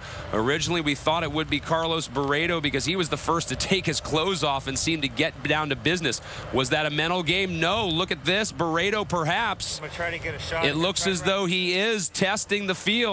Who's going to be able to answer? No one at the moment. Carlos Barredo leaving his breakaway companions behind. No more friends on the road. The Spaniard, Barredo, with 3 career wins. You see where he sits overall, 5 minutes and 10 seconds behind Francisco Mancebo, his countryman. But Barreto on the road trying to become virtual leader, if not take that yellow jersey at the end of the day. A lot of climbing here, over 7 miles to go. They'll cover about 1,700 feet of elevation. But Carlos Barreto showing here right now that he did mean business when he was the first one to settle down and tell everyone through his actions that I'm stripping down and getting ready and going to the minimum. Barreto, number 42 from the Quick Step team, out in front. A great job, guys, by Carlos Barreto to really put the pedals down, Phil, and to show these guys what he has in his legs. Okay. Yes, it's a marvelous attack, and it was to be expected. And now look who's taken over at the head of the peloton here. Now Astana have taken over because they know they've got to do this if they want to close this gap down, because Rock Racing have done all their work for the day. Now it's other teams who've got to do the work, and it's looking very, very strong indeed. Interesting. 3 minutes 16 is the gap, and that should come down quite quickly if Astana can start to tap out the rhythm here. Levi Leipheimer moving himself up into 2nd position there. 3rd position has been taken over by Oscar Sevilla. I'd said that he was going to be the joker in the pack for these guys. This looks very much to me as if this is Gregory Rast on the front here for Team Astana, setting the pacemaking for Levi Leipheimer. Leipheimer looking over his shoulders there to see, are they doing any damage just yet, and where is the yellow jersey of Francisco Mancebo, because this is the damage they want to inflict. Yes, and Sevilla on 3rd wheel there. He was in that leading group yesterday. Don't forget, just a minute behind the man he's defending for, Mancebo, so he's a good 2nd string. Leipheimer's there too. Meanwhile, up at the front, this is Barreto striking out for a win. He's only ever won 3 races in his life. Last year he won 1 stage of Paris-Nice, the 5th day out. And before that, he won a stage in Australia in the Tour Down Under. He tends to be a man for this time of the year, I must say. He certainly does. He actually has finished 5th in the San Sebastian Classic as well, so he's no mean stranger to getting off the front in one-day races. He's looking over his shoulder to try and gauge who is that rider coming across here, because he realizes if he wants to survive to the finish, he may well need another ally with him for the final 10 miles of racing on the downhill once they've gone over the summit. This is amazing. Well, Levi's taking this race on for himself here and inviting everybody else to come and follow him. Levi Leipheimer has made a move. Well, he's made an incredible move here. You can see just behind him there's an orange jersey of Team Rabobank trying to take up the pacemaking. 2nd overall at the start of the day. Let's not forget, Levi Leipheimer has been down here before. He's looked at this race. He knows this climb, and he knows exactly where this climb will hurt a lot of riders. He's trying to force the selection here this afternoon. He may call Santa Rosa home, but you can bet he has scouted these roads, leaving nothing to chance. He has asked his Astana team to put him in good position throughout this week, and they have done just that. So some fireworks coming out of the peloton right here. Leipheimer taking charge up this ascent of Bonnie Doon. Well, the first of the top 10 breakaway have just gone back into the pack. That was Steph Clement there, who's been passed by Leipheimer. Somebody from Liquigas is chasing him. I would go for Basso. He thinks he's got the legs at this moment in time, or maybe Nibali. But they've come off the front. Leipheimer clearly feels, even though we've a fair way to go, that 1 minute gap to Mancebo is too much, and he's playing a card here. He's taking every opportunity of every psychological strategic point out on the race route to hit them, because yesterday they allowed a man to gain himself over a minute's advantage over these guys, and he wants to try and put the clocks to right. Today is a great time to make that move on the final few miles of a race like this, to try and maybe pull back 20 seconds, maybe 30 seconds, and he's been joined here by that rider from Liquigas. Well, this is a very intelligent but a very daring move, I have to say, by Leipheimer. Remember, they've followed the Rock Racing wheels for the best part of 3¼ hours, nearly 4 hours, and now they decided to have a go themselves. No reaction yet, but I think Rock Racing will have to pull themselves back into this. Now, have they got the firepower? Really, Mancebo, who must be tired, should have tried to move with this man. He's the favourite of the race. Well, the big problem is Rock Racing have lost one of their men, because at the start of the climb, Tyler Hamilton had a flat tyre, so he will be at the back end of the main field. Very difficult to pull yourself up to the front of the main peloton, having had a flat tyre at the wrong strategic time. Well, that is bad luck, and the sort of luck you don't want in international cycle racing. Well, there's the Liquigas rider through the murk of the day. I can't tell you who he is at the moment, but it's certainly, I don't think it's Basso. Leipheimer looking over his shoulder at this point, trying to get settled, take stock of just where he is and how much gap he is putting on the rest of the chasing peloton. Very similar to what Carlos Barredo did to his breakaway companions. Levi Leipheimer now more than willing to settle down, and perhaps this is a blessing in disguise to have another rider there with him to help him work to increase that gap, to continue to put pressure on the Rock Racing staff. When they get to the top of the climb, they have just a run down to the finish of about 12 miles. That's all very possible now for Barredo, because the infight has begun for perhaps the wearer of the next yellow jersey. And Leipheimer, that's why he's requesting no help from that rider who's picked him up from Liquigas, because he's looking for a gap of a minute, and he will be the next wearer of yellow. Well, Barredo here is a man who's certainly made the move, and he knows what he's trying to do. He keeps looking over his shoulder. I think he's trying to identify the rider who is struggling at around about 15 seconds from him. You can see by the way that he's climbing here that this is a fairly steep gradient, although for the moment Barredo is still riding on the big chainring, and that's an indication this man has got a lot of power left in his tank, but he will be losing time to the man who's launched the attack from the front end of the main field behind Levi Leipheimer. Well, the Devil's been training because he's keeping up with Barredo at the moment, which is a bit unusual. He normally drops away, but I think this is a much fitter Devil than the one we see on the slopes. Well, it is California, right, Phil? True. I mean, we take our fitness seriously. Yeah, that's absolutely right. But we're waiting to see who that Liquigas rider is. I must say I haven't nailed him at all there, but he's not helping Levi Leipheimer. And there's no reaction here either, so the race is reshaping. For my money now, Barredo can stay away to the finish of this. Well, that's what he's hoping to do, but he keeps looking over his shoulder at Phil every now and again. He's trying to figure out who is with him. Back in Santa Cruz, the sun has broken through yet again. Paul mentioned earlier we did get a downpour a few moments ago, coming up on 4.5 hours of racing.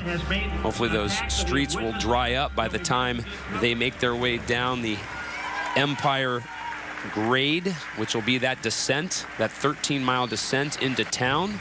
Still trying to find exactly what's going on the road. Our helicopter bringing us these images, and it's Carlos Barredo once again out in front. Well, Barredo does not look like a man who's weakening here at all. No, he's still got a lot of power in those legs as he makes his way up towards the summit of this climb. But the rider who got across to Levi Leipheimer, I think, in fact, was Vincenzo Nibali, Phil. And that would be logical because he was the rider who got himself third place on the stage yesterday. He had the energy to get out of the pack, and he's a man who knows exactly how to mark somebody like Levi Leipheimer. Well, if it is, then he's looking for a high finish when we get down to Escondido, where this race ends on Sunday. Because he was in the move yesterday and finished third on the stage. So he's riding high in the overall. So we take a look here. Sorry about the pictures, but that's Levi Leipheimer. Now, where is the Liquigas rider? Well, I can't see him. I think, in fact, he may well have popped him off the back wheel there. Leipheimer knows this climb. I bet you, Phil, my bottom dollar, he's been and ridden this climb half a dozen times in the last couple of weeks, and he now knows exactly how to dish out the pain on it.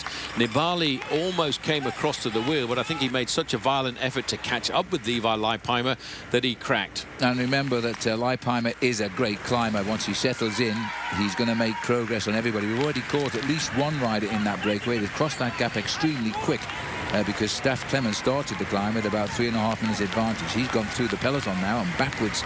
This is the man, though, who doesn't have any fear of the climbs. Carlos Barredo, the Spanish rider, being pursued by the race favorite, the winner for the last 2 years, and he's now trying to put right the possible error he made yesterday when he gave a little bit more time than he had planned to Francesco Mancebo.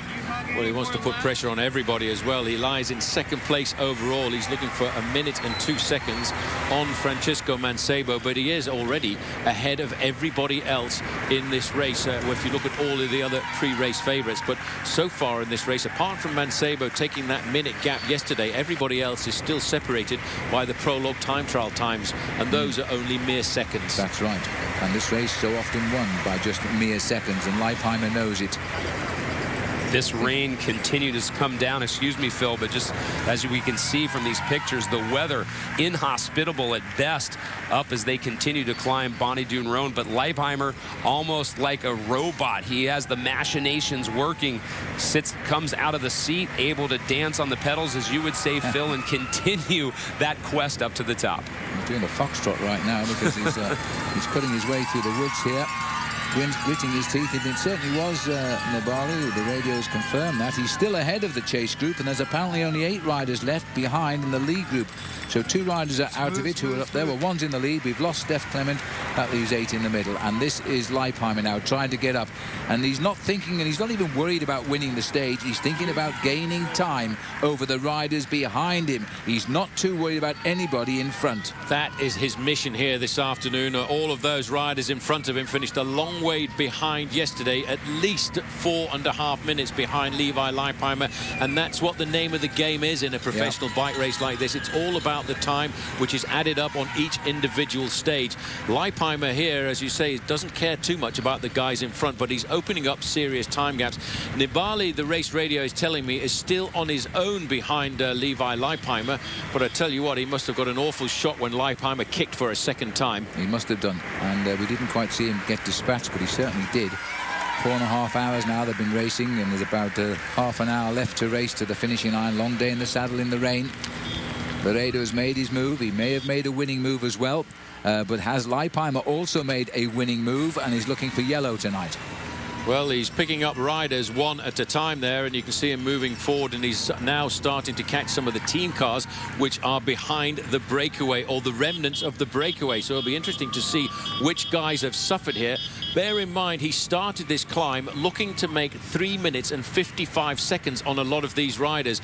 There is Ben Jacquemain. He's now back in the fold. He's looking across and saying, wow, I used to train with this guy, but I wasn't sure that he was going this well. Also, it looked as though Cameron Evans from the Ouch team getting passed up by Levi Leipheimer, the 2-time defending champion here at the Amgen Tour of California, telling the whole peloton why he should be considered to go the 3-peat. But Carlos Barredo, an excellent job by him within minutes of making the turn onto Bonnie Doon Road. He was the first to instigate the attacks. No one really, Phil, had an answer for him. No, they didn't, and it was premeditated. We saw him take all his wet wear off, and he planned this. He was the main pacemaker on the earlier climb mid-race of Tunitus Creek Road, but that was just a tester to see who was strong in the breakaway. Then he stayed with them, but his next move was to plan an attack right here on the last real climb of the day. And he might have done a winning move here, but it's still far from sure, because Leipheimer clearly is riding through the group very, very strongly, and he might well wipe them all out before the top. Well, if he does that, it will really, I think, scare everybody else in the Amgen Tour of California with a performance like that, because nobody was able to respond to that violent effort. It really does help to have the super motivation of not only racing on home turf, but also racing on roads that you know to absolute perfection, because you know where it's really going to hurt. You know where you can recuperate for about 500 meters, and know where you've got to increase the pressure once again. The King of California, Levi Leipheimer, lives in Santa Rosa, could be taking the race lead in Santa Cruz. He needs a bit of time yet. They've done everything right in rock racing today, but they were unlucky that Tyler Hamilton got a flat tire as this climb started, because this is where they intended to attack all of the time. And now they're making a run for the end of the stage here. Still a lot of work to be done by Levi, but again, as we've said, he's not so concerned with the stage win. He's looking for time. He lost 1 minute and 7 yesterday. He wants it back, all if possible. He wants to get as much back as possible to put himself a little bit closer. He realizes the power of a man like Francisco Mancebo in the individual time trial.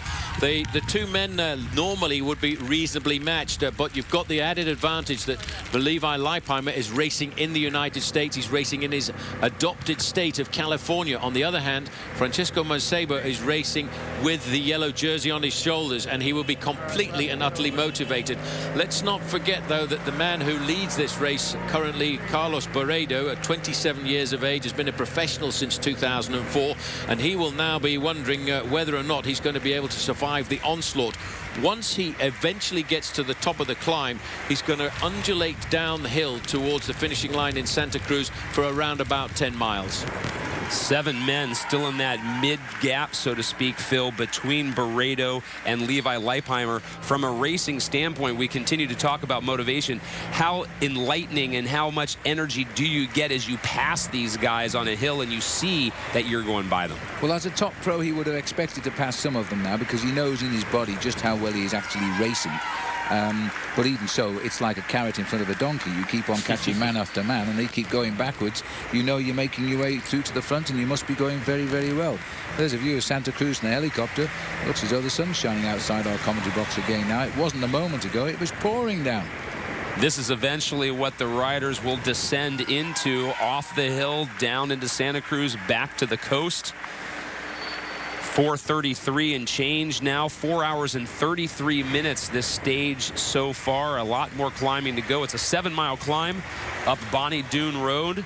Started at 102 miles into the ride itself today, and those helicopter shots still providing us just how the sun is trying to break its way through the cloud cover here. And that's the route I think we're going to go out on, guys. 17 right there. There you go. When we leave this Off evening. through Los Gatos tonight and heading up to the next town. But I must say, Paul, I'm a bit surprised the organisers, on a scale of outside category to 4th category, which is steepness to shallowness, this is only 3rd category. I think the way this race has been ridden with the weather conditions, the way the riders are attacking it, and of course its position in the course, it certainly could have been given a 2nd category ranking, but it makes no difference. It's still extremely hard no matter what number you throw at it. That's a good point, yes. The numbers don't really matter. The points at the top do, of course, but bigger fish to fry today for Leipheimer. He's got away from his main shadow, which is Mancebo. Another good point too is Mancebo didn't have the legs to follow, and he must have seen him go. I think that was the important reason why they left Rock Racing on the front for almost the whole of the afternoon, to put psychological pressure onto them. They knew that if they had to do the work for the whole of the afternoon, that once they get to that climb, that the team would disappear, and that would first of all isolate Francesco Mancebo to attacks from Chechu Rubiera, Chris Horner, Lance Armstrong, or as we've now finally seen, it's come from Levi Leipheimer. Well, through the haze there, it looks as though we're picking off another rider with the leaders. Soon enough, the riders will descend into Santa Cruz. At the moment, it is Carlos Barredo out in front. He was able to leave his breakaway companions behind. From the peloton, however, the answer came from Astana and Levi Leipheimer. How much ground can Leipheimer close on Barredo? We will find out.